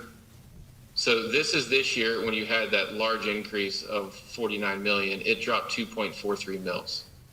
You still haven't hit the 20 mil floor, so this will continue to go down. This is when we estimate you have a $21 million increase in values. And that can definitely change. It all depends on what happens with the housing market. So once you hit this 20 mil floor, you can't drop any lower, and you can see you're at the 20 mil here. What happens with that, assuming there's a $21 million increase, I'm going to show you what's happening with your values then at that point. When we look out here, so you can see that about $174,000 increase, $155,000. It's spread over 2 years. So that $21 million increase is basically a little bit over $325,000 increase in tax revenue to the district because of that. If you were to have a $50 million increase, that number would probably more than double, and you might have a $600,000 increase over 2 years, $700,000 increase.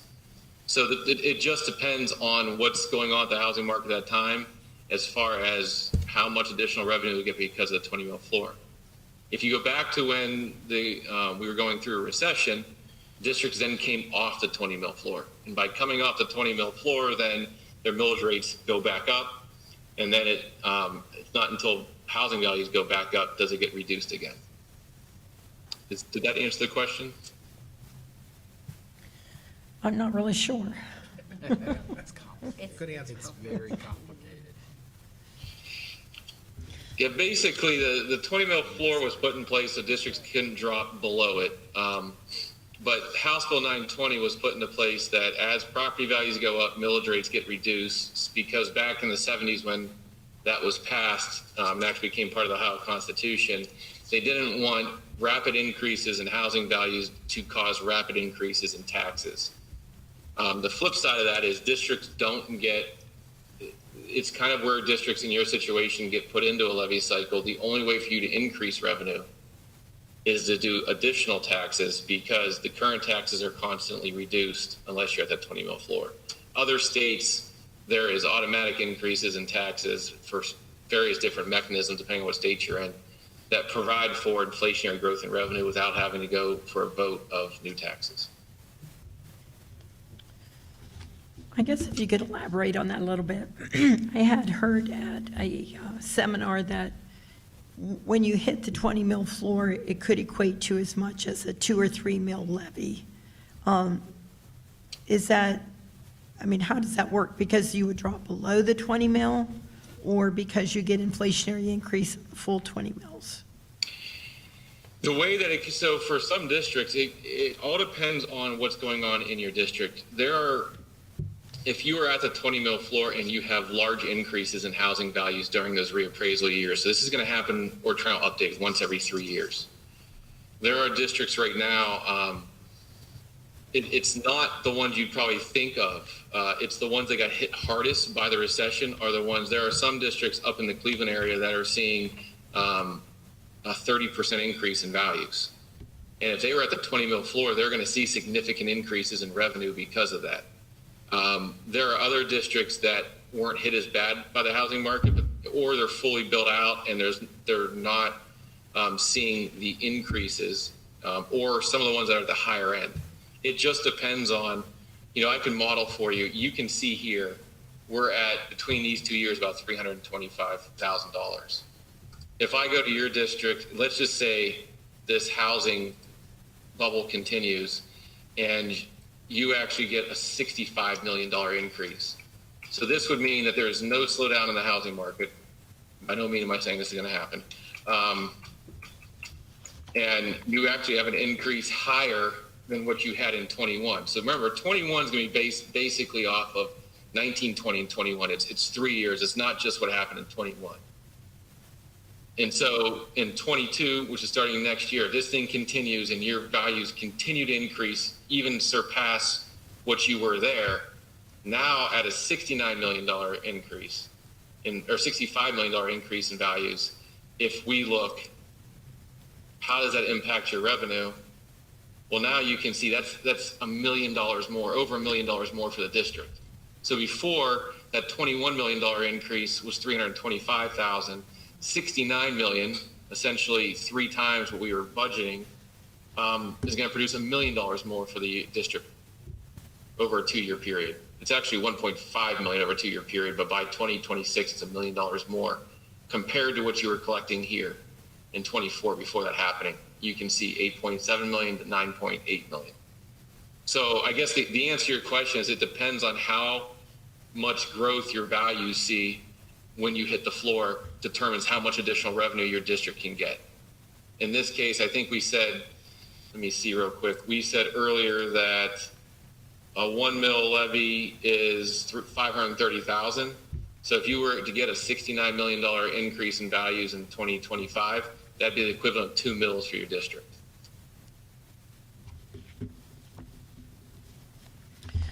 Thank you. And then I have another question. When you get out to year 25 and 26 on the forecast, we know that revenues projected low and expenses are projected extremely high. How do you use those 2 years in coming up with a reasonable levy to ask of your community when you know that those 2 years probably have never come to fruition in the history of Marlington?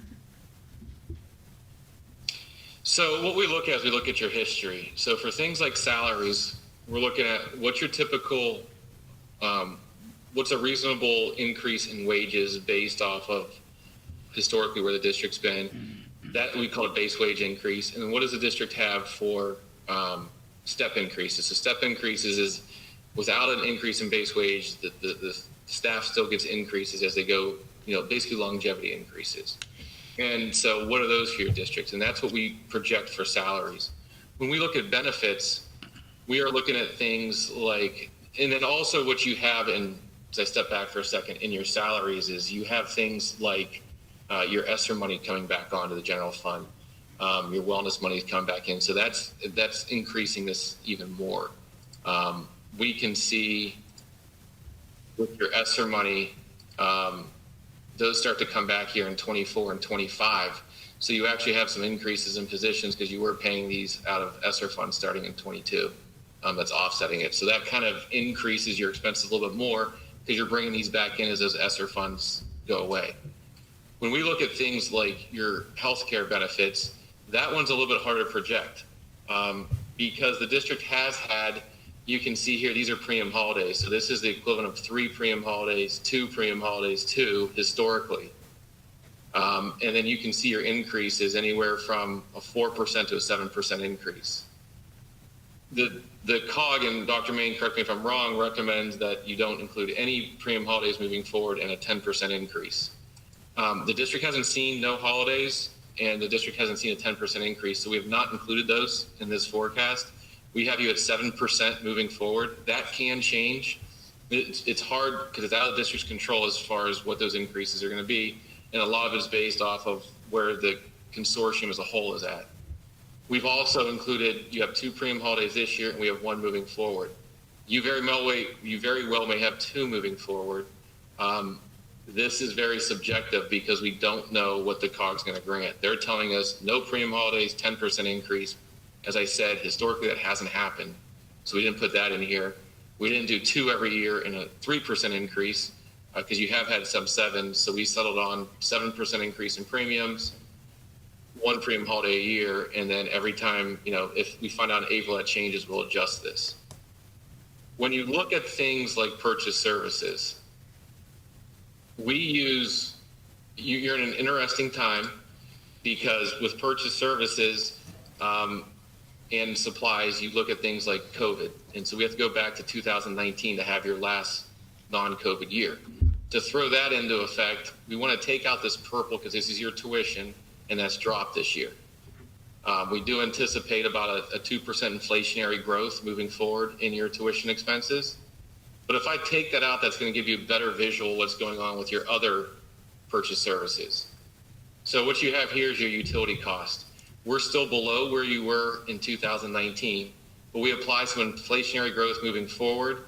For the current year, though, we're looking at where you actually through the first 4 months, and then how do we project that moving forward. No significant increases here. By 2026, we're still where you were in 2019, below where you were in 2019. Communications, it's not a significant portion. It's pretty steady. This is your repair cost here. Once again, you had spent more in 18 and 19. We've reduced that. This is also leases, and you do have a larger lease out there. I believe it's on computers that ends in, Dr. Main, correct me if I'm wrong, 2023, and we Correct. anticipate the district's going to have to replace those. So we've continued that lease moving forward, or not the same lease, but that you're going to enter into something around the same dollar amount. And this here is your contracted services. This is things like OT, PT services, nursing services. Some services are posted here from the ESC, others are posted to the 800. And we are pretty comfortable with where this is going to be. You have some coming back in because your wellness fund's expiring, and then we just apply some inflationary growth there. Nothing like a 5%, not even a 3%. We're just trying to account for as the cost of things go up. One of the areas when we look at your supplies, things are going up a lot more this year. We're not sure when that inflationary costs are going to go down. We know things are costing more.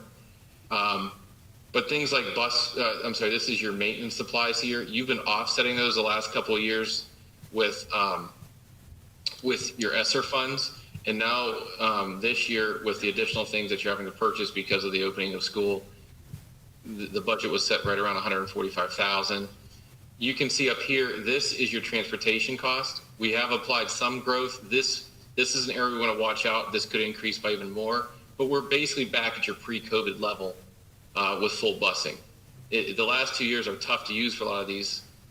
You can see here, one of the reasons why you have big increases in 24, 25, and 26 Even though this says textbooks, this is your student iPads. For 2 years, you're using ESSER funds to offset those. So we bring them back up to around your 21 level and 24 and moving forward when your ESSER funds are to be depleted. And then this is your general instructional supplies, office supplies, and we still have those below where we're at 19, but once again, applying minimal inflationary growth moving forward. So our goal is always to see how are you trending and what factors could affect that growth moving forward without trying to overgrow things. Some of the things that are hiding some of why there's big increase, not hiding, but they're actually making the increases look worse, is because we're bringing back these one-time funds into the general fund in 25 and 26, 24, 25, and 26 that make it look like those increases are higher, but it's really something else has been paying for those. Believe the positions are going to stay there in 25, 26, and so those ESSER funds are gone. They're coming back in, which makes it look higher than it is.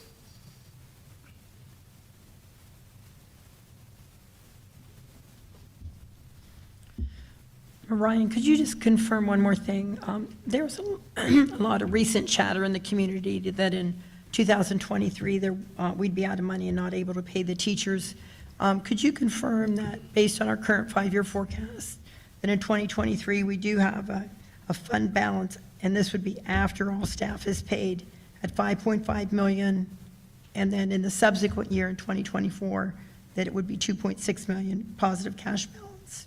So there would be no problems paying our staff in either of those years. Is that correct? Based on your current forecast, you would have an ending cash balance in both 23 and 24 to adequately meet all expenses of the district. The one caveat in 24, I think you're still going to be okay, but there is a caveat there, is the district gets funding, large funding amounts twice a year in form of property taxes. There are, you typically run down your cash balance in in December and January when you don't receive that tax revenue, and it increases again. You should still, based off of a $5.5 million ending balance, as you go into 24, you should still be in a position, it might get tight, but you could still cover that interim funds until you get your spring settlement to cover all operating expenses of the district. We want to really watch your cash balances at that point. We may make a recommendation if you saw you're getting low in a cash balance that you wait to transfer to the 070 fund until you get those tax settlements. So when you get the tax settlements in the spring, then you transfer that money to 070, which might alleviate some of that interim fund if there was potential for an interim fund deficit.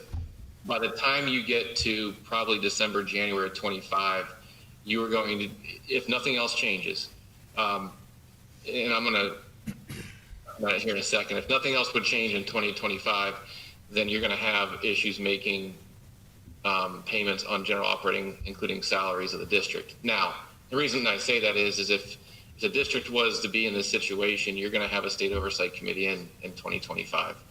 The state won't let you, once you are deficit spending in 2024, I think the district had to do this last year, you have to submit a funding balance, not deficit, have a negative cash balance. So as this would get closer, if nothing else changes, you're going to have the state in directing more things at that point. Not to say that's going to happen, but if districts that see themselves with a negative cash balance in 23 or 22, they're having a lot of contact with the state and possibly a state oversight committee.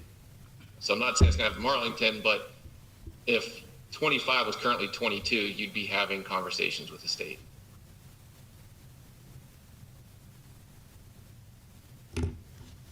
When again, I would expect the board to be making changes way before that in 25 and 26, because in the 4th and 5th year of any forecast, we're too far out to really know the revenue or the expenses. And there's really the farther out you get, the harder it is to project. I mean, if you think about if somebody would have said in 2019 that there's going to be a pandemic that's going to shut the country down for 2 years, you probably would have been committed to a hospital at that point. You have no idea what's going to happen. If you would have said 2 years ago that you're not going to have community school and open enrollment expenses, things definitely change. Doesn't always mean they're going to change for the better. Sometimes they change for the worse. The closer you get, the more accurate your forecast projections are.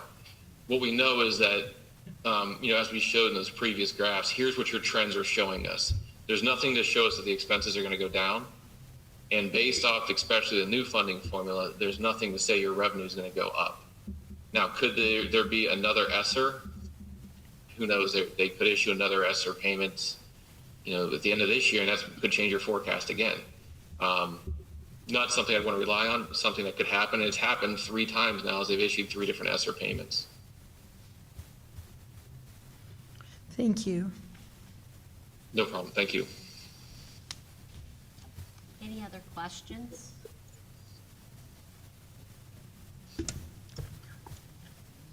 Thank you, Ryan. I appreciate it. This has been months of Ryan going through things and working together. And Ryan, I just can't tell you how much I appreciate you. He's very knowledgeable, and he really does a good job for us. So thank you, Ryan. Thank you. You guys have a good night. You too. Is there a motion to approve the treasurer's recommendation for the 5-year forecast as presented in marked Exhibit A? So moved. Second. Is there any discussion?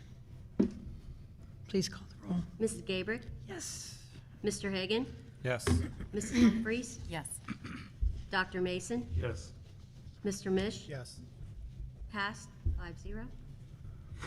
Financial Committee reports. Mr. Hagan, would you mind reading my Carolyn asked me to read these for her. Her voice is kind of going in and out. just finance? Okay. For the Finance Committee report, meeting was held on October 27th with Ryan Gazzoni, presenting the updated 5-year forecast. Also in attendance were Dr. Schreffler, Dr. Main, Mrs. Humphries, and Mrs. Gabrick. The 5-year forecast presented at this meeting has improved over the previous 5-year forecast presented in May in the following areas: the positive effects of $4 million in ESSER 3 fund revenue has now been added to the current forecast. $235,000 of spending reduction ESSERs is reflected this year.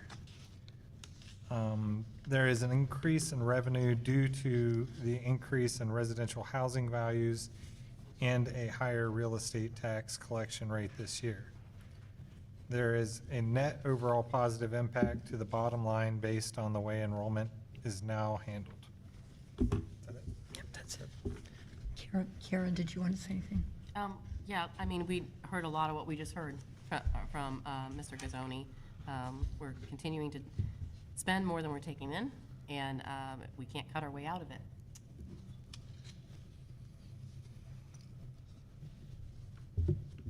Special presentations, Dr. Schreffler. Okay, good evening, everybody. Ben, would you roll on the special presentations of our kids?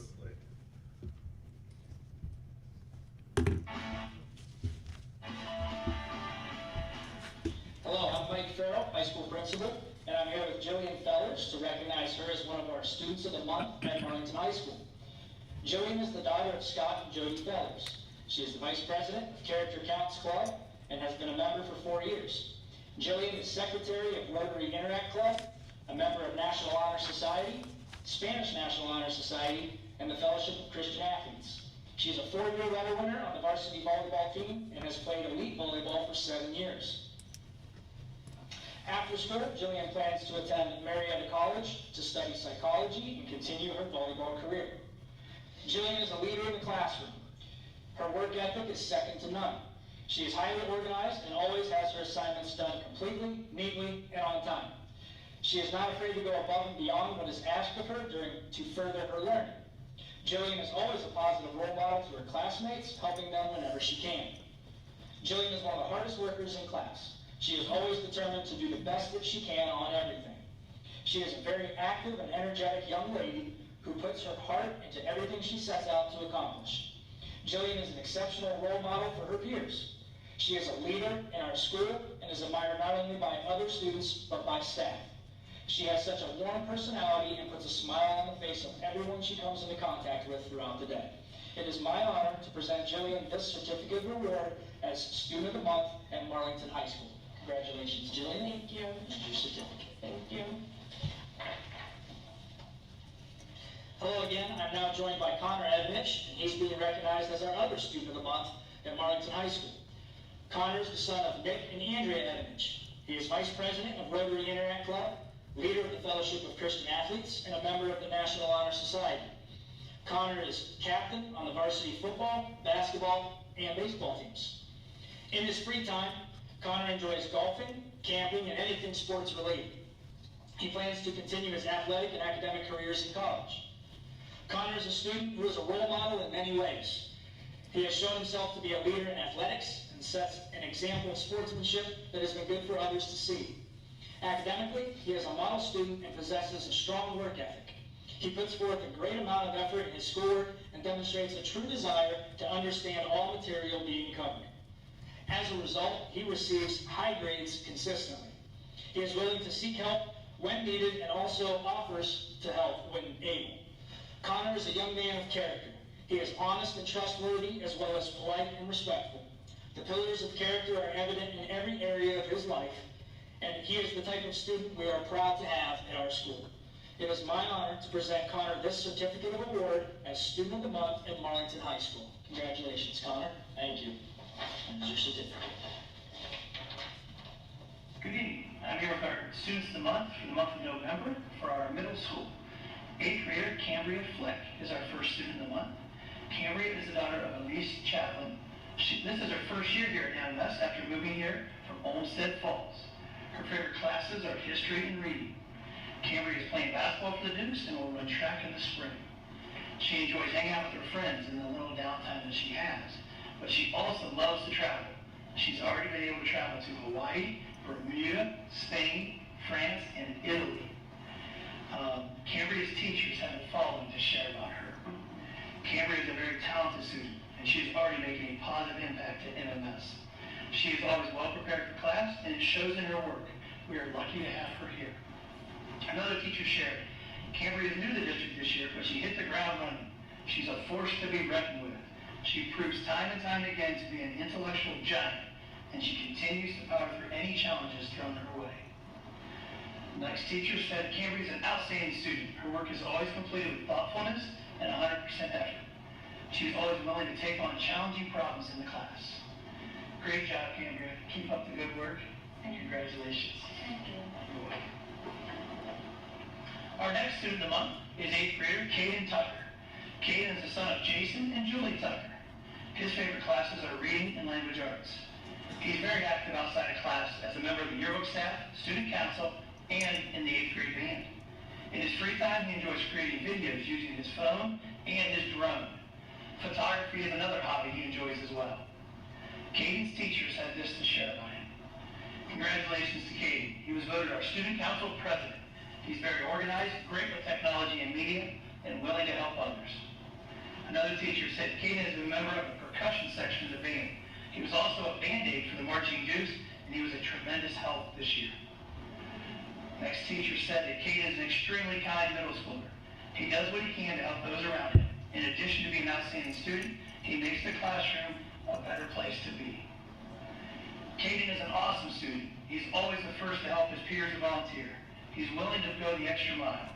His phenomenal work ethic and driven nature has made him take on extra responsibilities with the clubs and extracurricular activities. And the next teacher said Kaden displays outstanding leadership in and outside the classroom. He goes above and beyond to help those around him, and he's always willing to lend a hand no matter what the issue is. Great job, Kaden. Keep up the great work. Congratulations. Hi, I'm Mrs. Weber, principal at Lexington Elementary, and I'm here with Olivia Bosca, our Kiwanis Student of the Month. Olivia was selected because she always works very hard on her schoolwork. She asks questions when needed, and she puts forth a tremendous amount of effort and always tries for extra credit. Olivia also has a kind heart and always includes others. It is a pleasure to have her in class. Olivia, keep working hard and will be successful is what her teacher shared. And what we also know about Olivia is that she loves reading and math. She has a mom, dad, and a sister, and 2 cats. What are their names? Milo and Lily. Milo and Lily, and they love to camp. Olivia would like to visit Texas, Spring, Texas, because she has family living there, and one of her favorite things to do is to ski in the winter with her family. Where do you like to go skiing? That's okay. That's all right. That's no big deal. However, we are very proud of Olivia here at Lexington Elementary, and we want to give her this award from our local Kiwanis group. So I'm going to shake your hand. Good evening. I'm Mr. Spondale, principal here in Washington, and I'd like to introduce our Kiwanis Student of the Month, Landon Wilcox. A couple things that his teachers said about him. Landon is an incredible student, friend, and leader in the classroom. He is always up for a challenge and takes great pride in completing any task at hand to the best of his ability. His work ethic and dedication to setting an example for his peers is refreshing and inspiring. Even when faced with a difficult situation, Landon will still find ways to do what needs to be done and keep a positive attitude while doing it. We are so proud of you, Landon. Congratulations. And another positive thing that his teacher said about him is that he is an outstanding example of what it means to be a Duke worth following in our 5th grade classroom. I am continuously impressed by his hardworking and persevering attitude. Whether he is in the classroom, on the soccer field, or interacting with his family at home, Landon brings his leadership skills and dedication to every space he is in. A little bit about Landon. His favorite subject is math. He has 2 dogs and 2 sisters at home, and he likes playing games with them. In the future, a couple things Landon would like to do is visit Hilton Head and hang out with Baker Mayfield. One thing he likes to do in his free time is play soccer and football, and one of his hobbies is he likes to sing. Congratulations, Landon, well done. Hello, my name is Mrs. Beatles, and I'm coming to you live from Marlborough Elementary with Brady Griggs, our Kiwanis 5th grade Student of the Month. Congratulations, Brady. And I'm going to tell you a little bit about why Brady was chosen and some interesting facts about Brady. Brady was chosen because of his always positive attitude, his dedication to learning, his constant 100% effort to everything he does, and finally, his work ethic that compares to no one else. Brady is also an outstanding role model for all students when it comes to our Duke Pride expectations. So keep working hard, Brady. And now for some information about Brady Griggs. He lives with his mom and dad, and he has 1 sister and a pet dog. He likes to travel to his baseball tournaments. His favorite subject in school is math, and someday he would like to run into any professional sports athlete. Have you thought of a specific one? A baseball athlete. He likes to play baseball and basketball, and we absolutely love having him here at Marlborough Elementary. So, thank you very much for your thanks.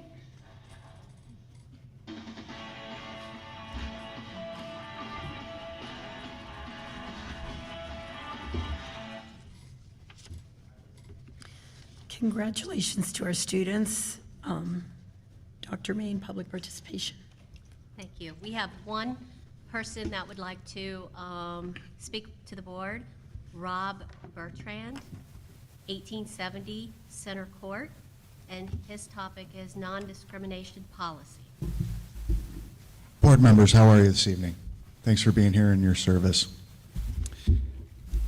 While critical race theory may not present a specific and direct problem for our district today, it may eventually in the future. There are dozens of districts around the country, if not hundreds, that thought it would never come to theirs. The reason a policy prohibiting CRT being taught in the Marlington School District is necessary comes down to simple accountability. Without a policy in place, it will be more difficult to take action against any teacher or faculty member that incorporates it in the classroom. CRT, now also being referred to as SEL or social emotional learning to confuse you, is based on flawed and destructive assumptions, and its actual purpose is the complete opposite of its stated intent.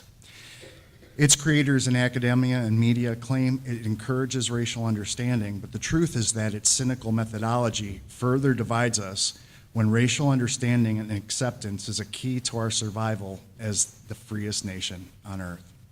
Defined by Britannica, CRT is, quote, the view that legal institutions are inherently racist and race itself, instead of being biological, is a social construct used by white people to further their interests at the expense of people of color. Therefore, in essence, CRT is not a curriculum, but a movement to use false charges of institutional racism to con Americans into thinking our history was and remains foundationally racist. Despite the differences on this board, I hope that you would all agree that the American dream is still alive and well, regardless of one's race, creed, color, or sex. And CRT teaches the exact opposite of this truth. It encourages people to despise traditional values that have nurtured security, opportunity, and prosperity. By turning our backs on historical truths, we follow this false narrative to work its destruction into our fabric deep enough to change the color of the very thread of that fabric, from something red, white, and blue to something dark, dismal, and ugly. With its underlying assumption that all white people are racists, CRT is itself racist. Now, we aren't a perfect nation, but when faced with issues like slavery and civil rights, historically, in every case, after mistake, debate, and even a civil war, we got it right. If we seek hard truths, address the right issues, and look for quantifiable solutions to issues of race, we will continue to get it right. But CRT robs society of that ability by fundamentally defining American institutions and our history as inherently and systemically racist. A majority of Americans still believe in and strive to live up to the ideals on which this country was founded, and we can continue to do so with measurable, compassionate, realistic policy solutions, not a program that takes the soft bigotry of low expectation to devastating and destructive new lows. Martin Luther King Jr. himself said that people shouldn't be judged by the color of their skin, but by the content of their character. And I'm pretty sure he was speaking about all people of all colors when he made this famous statement. Last paragraph. Put in this light, why would any school board be a proponent of CRT? To not take a stand against it now by adopting a policy protecting our children from the false truth of its narrative is to actually endorse and support this hateful ideology. Thank you.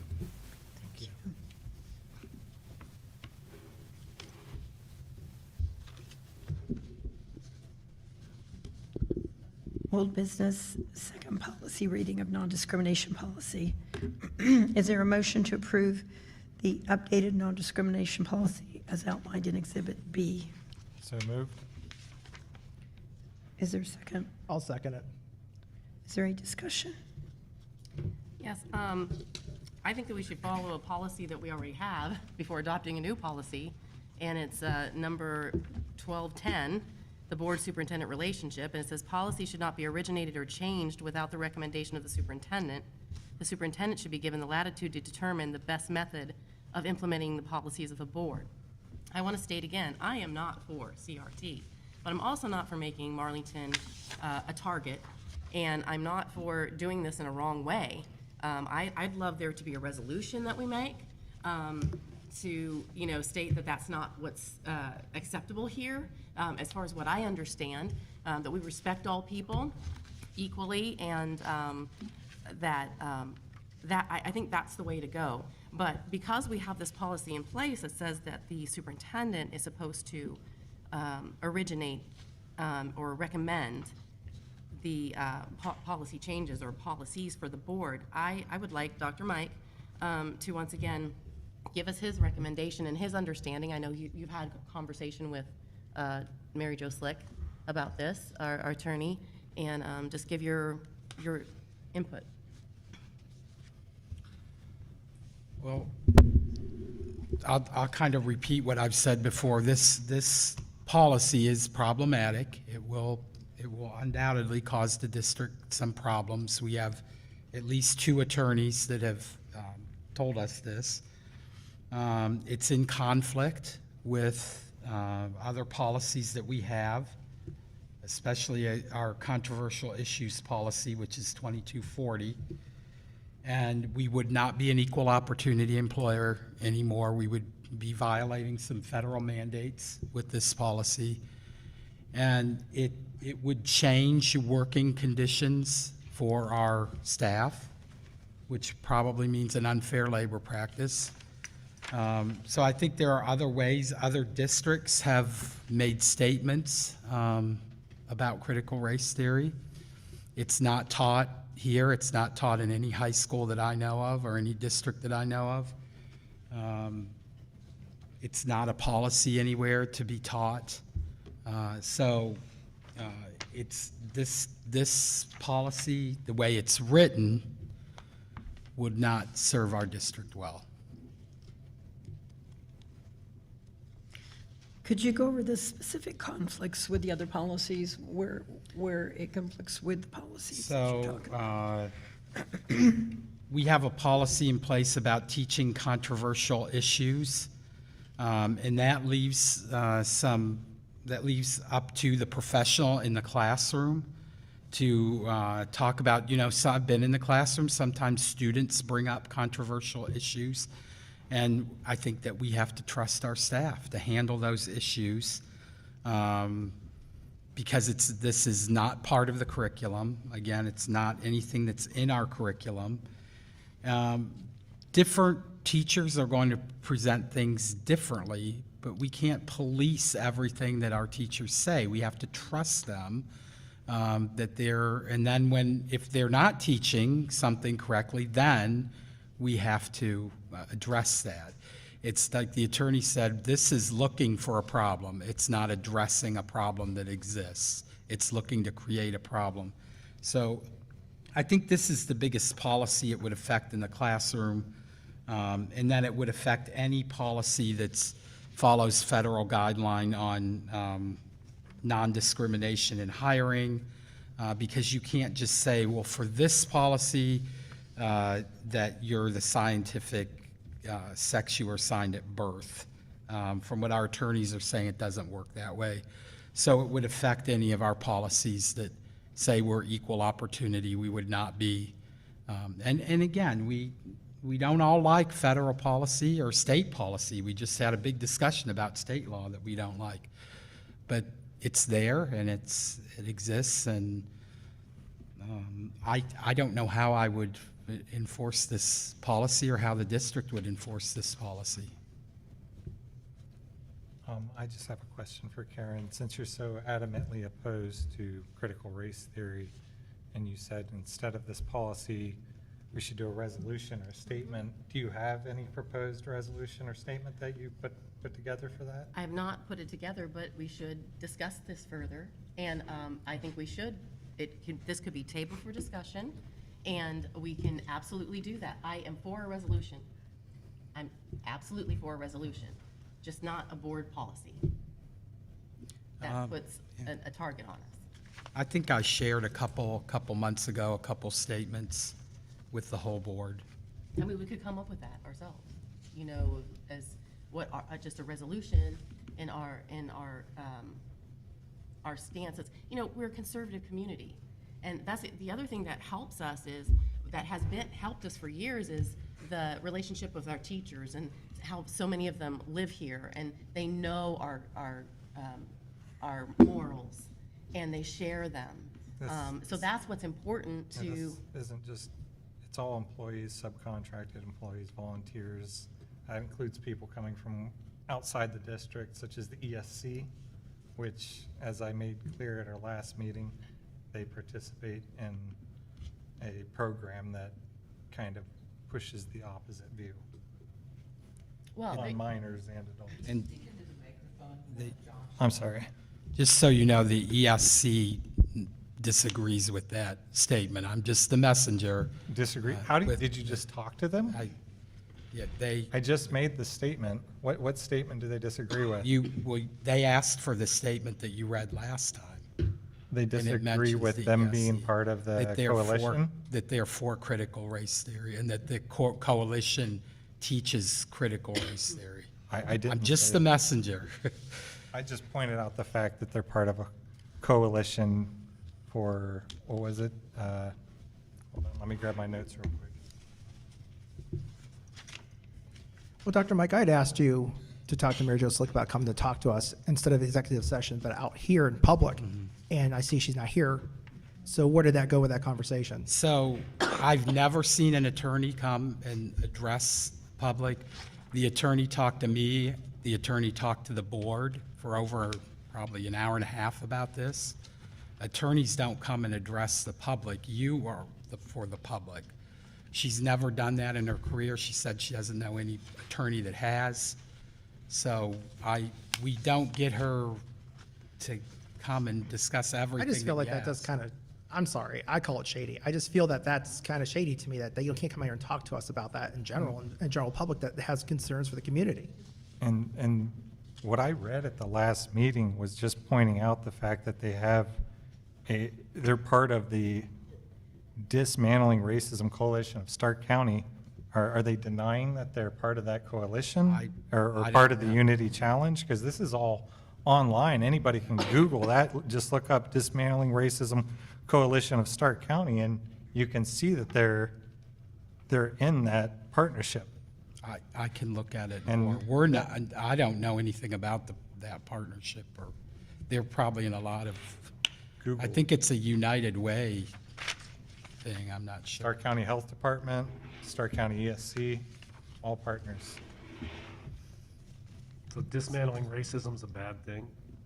No, but it's a misnomer, Scott. They frame it as one name, but it does the opposite. ESC's working towards racism, that's your claim? In a way, yes. They're promoting racism by having a unity challenge that purports that systemic racism is embedded in education. Yes, I believe so. Critical race theory has been around for 50 years. That's the part I think a lot of people might be surprised about. No problem. The early 1970s, critical race theory came into being. It's become an issue in the last year. And I think it's interesting. And I think you need to wonder who is pulling the strings to make this an issue in the last year. Because has it been taught, and Dr. Mike says he doesn't know of any school that's been taught it. We read on the internet, it's been taught places. We read other places. And yes, if you take any theory to a radical proportion, it's wrong. We could take virtually any theory, you could take way far in one direction. I believe our educators have the ability to teach our students. I believe our parents have the ability to teach their children. I'm not afraid of a theory. Now, if we want to ban the theory, I'm fine of banning the theory. Let's ban the theory. Let's not hide it in a non-discrimination statement. This statement, all you have to say is critical race theory will not be taught in Marlington Local School District. There's the policy. Districts in Ohio have said that, and then after weeks later, people found out that they were teaching it. Where? I can get some it's- sources and put them together for you. None that Dr. Mike apparently knows about, none that. So if we have a policy like that and someone violates it, then they violated school policy, then they should be fired. That falls on the superintendent to do that. This policy puts a Part B to it, which is clearly discriminatory. No, it isn't. Okay, it's not, Josh, but you were told by a lawyer, 2 lawyers, I think. I think Markling told us something about that, too. What? That second statement. But I don't think Marlington Local School District is the place to make a political statement. Markling's contract was canceled before I even read this policy. No, I he read and commented. You had given it to me, and I gave it to him. Did we get an email from you from? No, yeah, and he said I'm suggesting they don't make policies on critical race theory. I don't remember what he said about the statement. I mean, I would support a statement that says we're not going to teach critical race theory in Marlington. I will not support a statement which says there are kids we don't want here. It doesn't say that at all. It That is a absolutely stretch. says that, Josh. It does not say that. Okay, That it is- doesn't say that. That's If we- very, if- very So, misleading. okay, Josh, you're so certain of this. Last week you said, oh, I'll raise funds to cover the court costs. How about you guarantee the court costs are covered? How would I guarantee that? I don't even Out know of if your there's own going to be pocket. any court costs. Oh, there will be. Oh, you can guarantee that, though. I can. Okay. If we violate the Civil Rights Act, we will be called on it. I don't think that's a doubt. But it's not about making a political statement. It's about, if you want to protect the children from critical race theory, say, don't teach critical race theory. Don't bounce around it with these other things. Well, I think that even the community, as the gentleman just read, that's what he's afraid of. He wants no CRT in here. So, I mean, if it's just the theory, then let's ban the theory. If it's actually CRT is what CRT is, either CRT or something else, or is it just a theory? That's what we got to focus on, right? So if it's the theory that we don't want to have, then let's eliminate the theory. You get both, and you got to go both ways with it. I mean, there's, at least on one hand, you're being proactive and trying to stop it from happening. Because I don't think any of us agree about this, about CRT being good to go. I don't think it is good. The way it's written now that they're pushing, but it comes from the state level. That's the problem. So how do we stop the state from pushing the other version, that version coming into us? By banning the theory to start. At least you get your foot in the door to keep it from happening. Or at least we're trying to keep it from happening. Yeah, I agree. This doesn't mention critical race theory. This talks about a lot of things, all of which people feel fits critical, but it doesn't say don't talk about critical race theory. It's not saying that, no, it's saying that where you're going with this, Josh, is completely wrong. It's just the way it's written. It's just like it's written. Maybe we need to figure out a way to combine the two to make it so it gets what we want. You want it to not be here? I don't want it to be here. There's people in this community who don't want it to be here. There's probably people on this board who don't want to be here. We already know 1, 2, maybe 3. Don't want it? I don't want it. Well, there's I'm 4. fine That's with 5 it. of us. I would be fine. So there's 5 of us that agree we don't want it here. So what do we have to do to make it right? That's what it comes down to. You don't want it, we don't want it. We all agreed about that. Agreed? Yes, no? So let's adopt it so we can make it right, and then let's take care of it. So we don't need to have a second reading today, per se. Let's get it so we get it ready and we have a resolution or a motion to do what we need to do to make it right. Agreed? And we're not doing it behind closed doors. We're not doing it with some attorney. We're doing it right here in front of everybody. Because enough's enough. So what's your recommendation? So my recommendation is that we come up with either we have the lawyer come help tweak yours to specifically go to ban CRT theory, or she has to come in here and help us out, do a whole new one and make it right. That's her job, to help us out as a board, to do the right thing, to make sure we don't cause any more issues and discriminate that we don't need to, because we're not trying to discriminate. We're trying to prevent that from happening. Correct? Yes. So we can table this for discussion. Further. So hearing that, are you okay to move forward with the tabling it? Is there a motion to table the second reading of the non-discrimination policy until the December board meeting? Yes, so moved. Second. Is there any discussion?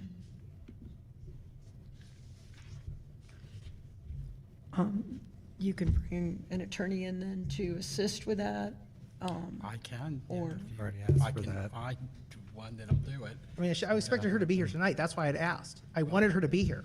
I And I understand. get that she says she's not going to come talk about it, but this is important to our district. If she's our attorney for a board, we needed her here. I'm taken back that she wasn't here for this. And what we're hearing is the board is interested in making a policy, so we need an attorney that's going to assist Okay. us with that process. Okay. I'll do my best to find one.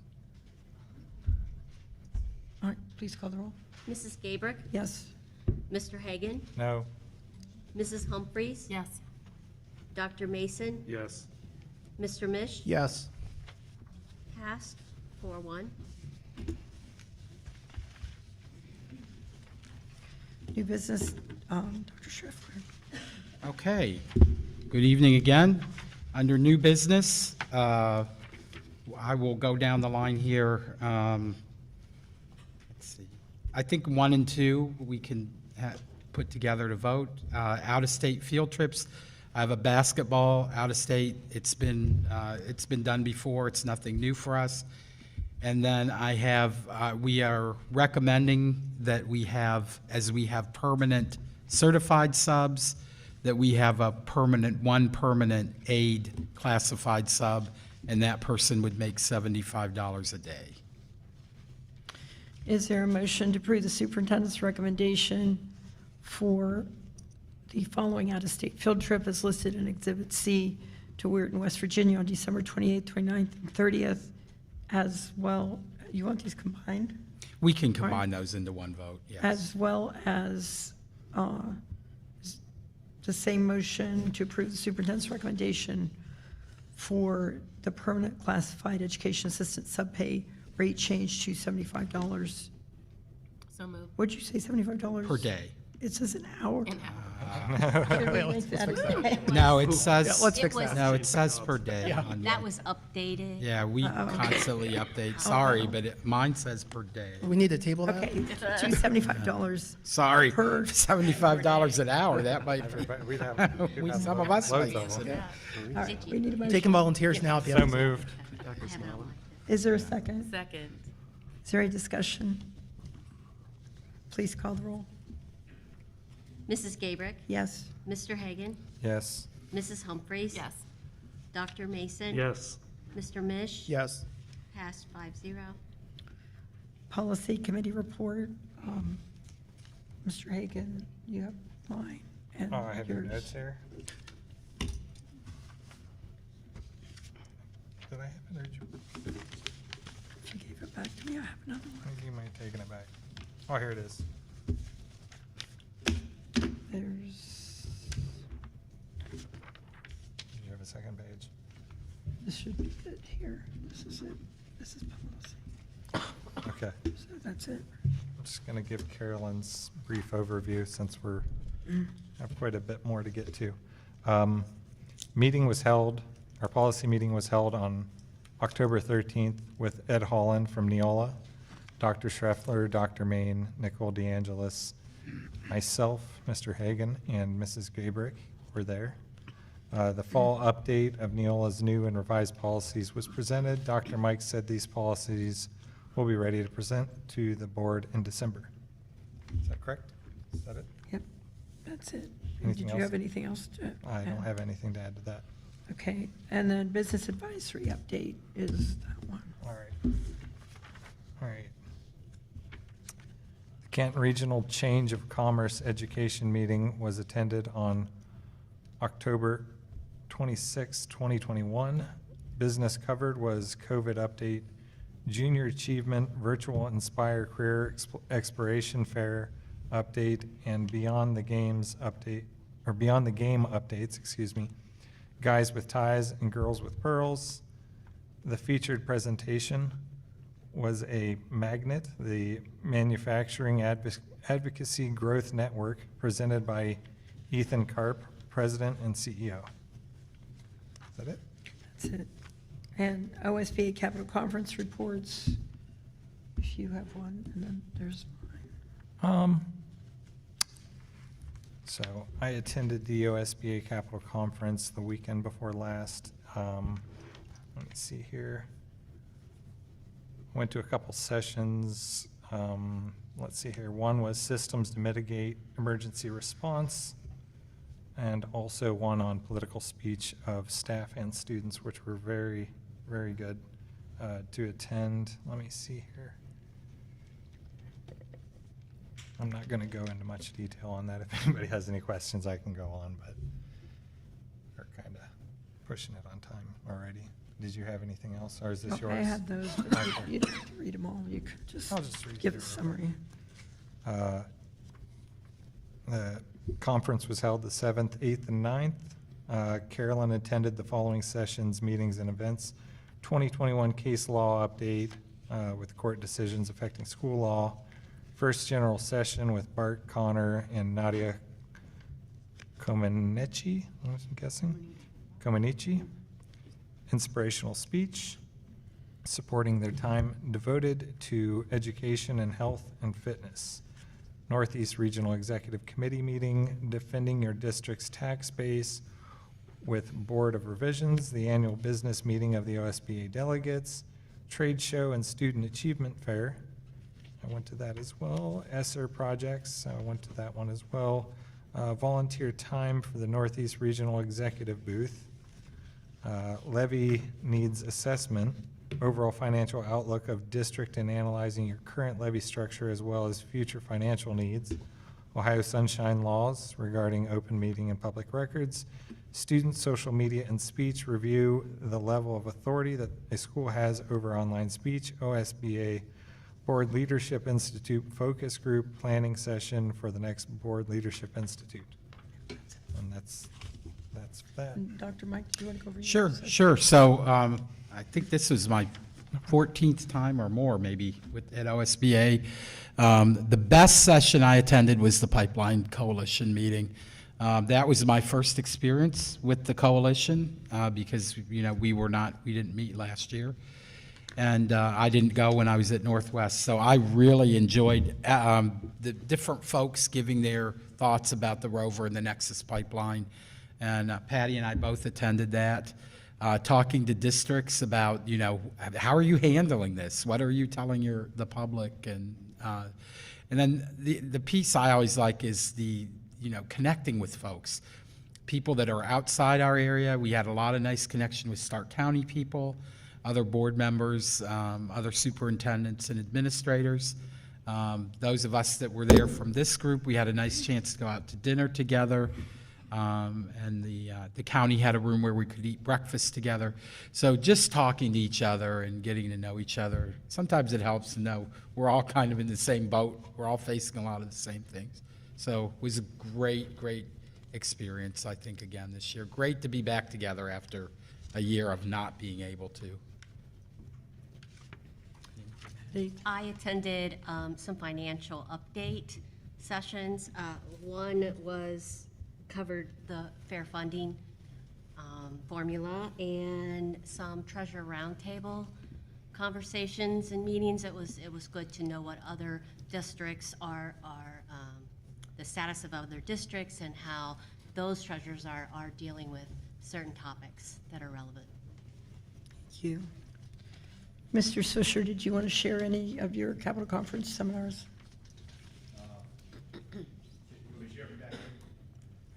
It's okay. Yeah, that was my first time having a chance to go to Capital Conference. I kind of attended a few programs that dealt with, addressing challenging student behaviors. There's a lot of student behavior right now. Probably the biggest thing, as Dr. Mike pointed out, is connecting with other superintendents and boards. It's a common theme in Stark County. And I'm sure it's quite prevalent beyond Stark County, but I can honestly say that Stark County student behaviors are up quite a bit due to the fact that they've been home. Because of COVID. So that was pretty good. I looked at some posted pandemic legal issues for sped ed, just to kind of get an idea of what's going on there. There's a legal update.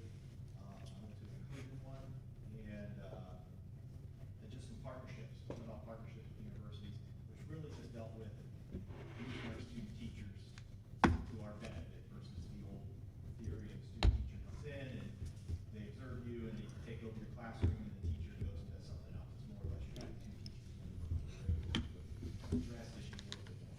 So those are kind of ones that I had outside of being able to see a lot of different people and talk to different folks. Thank you. Treasurer's agenda, Dr. Main. Thank you. The first item on the treasurer's agenda is to approve the meeting minutes for October 21st. Is there a motion to approve the following meeting minutes as presented in Exhibit D for the October 21st, 2021 regular meeting? So moved. Second. Any discussion?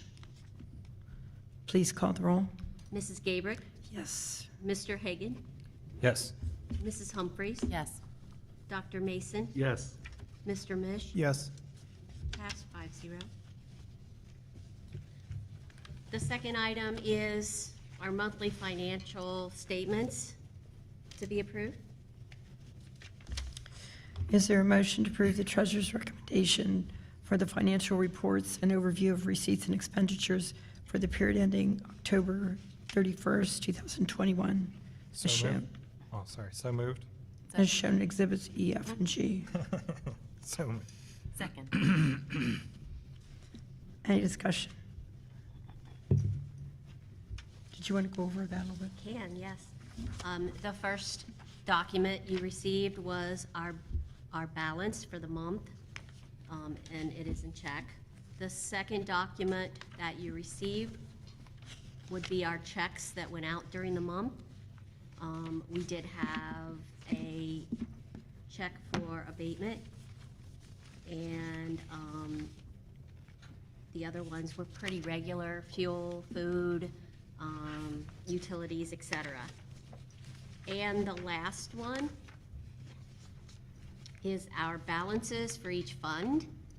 Again, 001 is the very first line, but you can look at the month-to-date receipts versus the month-to-date expenditures, which is the second and the fourth line, and the fiscal year total, which is the third line, compared to the expenditures in the fifth line. Any questions? Is there any discussion? Please call the roll. Mrs. Gabrick? Yes. Yes. Mr. Hagan?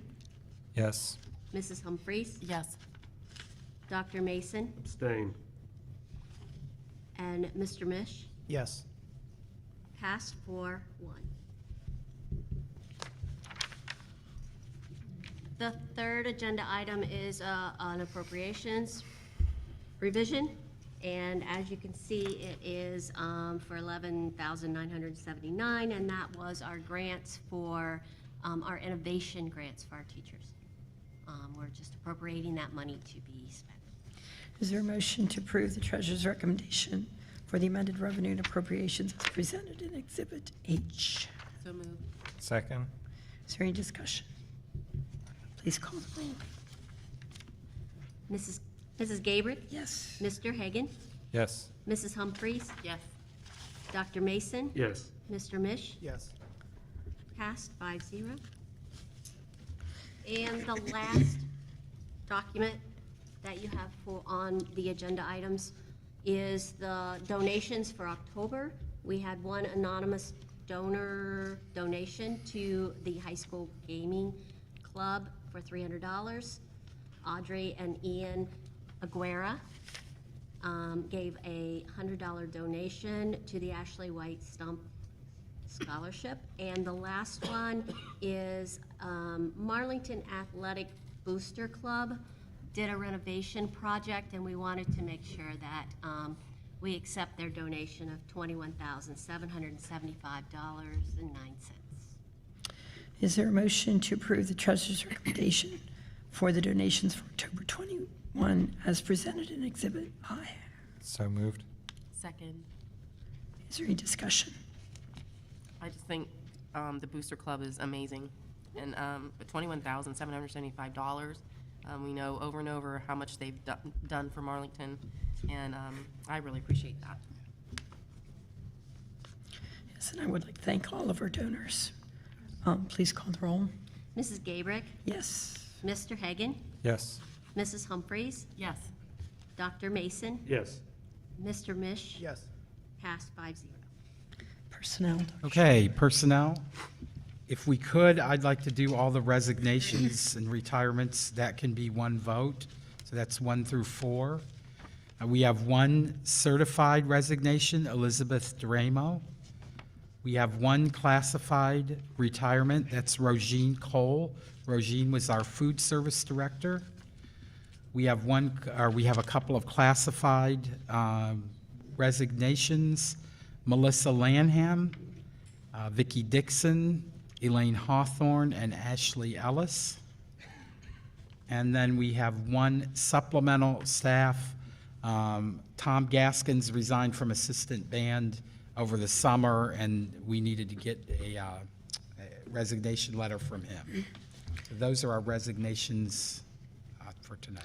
Is there a motion to approve the superintendent's recommendation and presentation for certified resignations, classified retirement, classified resignation, and supplemental staff resignation as presented? So, So moved. second? Is Is there any discussion? Please call the roll. Mrs. Gabrick? Yes. Mr. Hagan? Yes. Mrs. Humphries? Yes. Dr. Mason? Yes. Mr. Mish? Yes. Passed 5-0. Classified hires, we have Vicki Dixon. So Vicki just resigned from the high school. Vicki is going to sort of replace Rogine. So Rogine was an administrator. We made the job not an administrator, but an administrative secretary. So Vicki will do the lion's share of what Rogine did, but Vicki will also pick up some other duties. So it sort of saves us money. Rogine did not work over the summer. Vicki will work over the summer, so she can pick up some of those things, some of the things with business in the bus garage. So I think it's a win-win, and we are sad to see Rogine leave, but we love Vicki, and we're glad to have her come to this position. And then Christopher Baker, he will be custodian for us, step 3. And then Lindsay Lovett, classroom aide, step 0. Is there a motion to approve the superintendent's recommendation for the classified hires as presented? So moved. Second. Is there any discussion? Please call the roll. Mrs. Gabrick? Yes. Mr. Hagan? Yes. Mrs. Humphries? Yes. Dr. Mason? Yes. Mr. Mish? Yes. Passed 5-0. Supplemental staff hire, Eric Siders is going to be coaching middle school wrestling for us, so Eric will start on step 1. Is there a motion to approve the superintendent's recommendation for the supplemental staff hire as presented? So moved. Second. Any discussion? Please call the roll. Mrs. Gabrick? Yes. Mr. Hagan? Yes. Mrs. Humphries? Yes. Dr. Mason? Yes. Mr. Mish? Yes. Passed 5-0. I have one classified sub for you, Kim Denicio, and she will be a bus aide sub. Is there a motion to approve the superintendent's recommendation for the classified substitute hire as presented? So moved. Second. Is there any discussion? Please call the roll. Mrs. Gabrick? Yes. Mr. Hagan? Yes. Mrs. Humphries? Yes. Dr. Mason? Yes. Mr. Mish? Yes. Passed 5-0. And then we have one, I had asked you if we could create a permanent classified aide, and that's going to be Sarah Milosevic. Is there a motion to approve the superintendent's recommendation for the permanent classified educational assistant as presented? So moved. Second. Any discussion? Please call the roll. Mrs. Gabrick? Yes. Mr. Hagan? Yes. Mrs. Humphries? Yes. Dr. Mason? Yes. Mr. Mish? Yes. Passed 5-0. One permanent preferred sub, so Liz Duramo asked us to resign from her teaching job, but she would like to just then sub for us. And she'd be a preferred sub, which means she will only sub at Marlington. So I have her to approve there. Is there a motion to approve the superintendent's recommendation for the permanent certified sub as presented? So move. Second. Any discussion? Please call the roll. Mrs. Gabrick? Yes. Mr. Hagan? Yes. Mrs. Humphries? Yes. Dr. Mason? Yes. Mr. Mish? Yes. Passed 5-0. And I have one transfer for you. A lot of times the board doesn't need to approve transfers, but this one you do. Cindy was a custodian for us, and Cindy is transferring into a sweeper job. So it's way less days, less pay. So Cindy's making a kind of a different move. So I'd like the board to approve that move. So Cindy Gaynor is going from custodian to sweeper, and then she'll be on step 3. Is there a motion to approve the superintendent's recommendation for the transfer as presented? So moved. Second. Discussion. Please call the roll. Mrs. Gabrick? Yes. Mr. Hagan? Yes. Mrs. Humphries? Yes. Dr. Mason? Yes. Mr. Mish? Yes. Passed 5-0. The next Board of Education meeting will be December 16th, 2021 at 6:30 p.m. Is there a motion to adjourn? So move. Second. Any discussion? please call the roll. Mrs. Gabrick? Yes. Mr. Hagan? Yes. Mrs. Humphries? Yes. Dr. Mason? Yes. Mr. Mish? Yes. Passed 5-0. Thank you, everybody.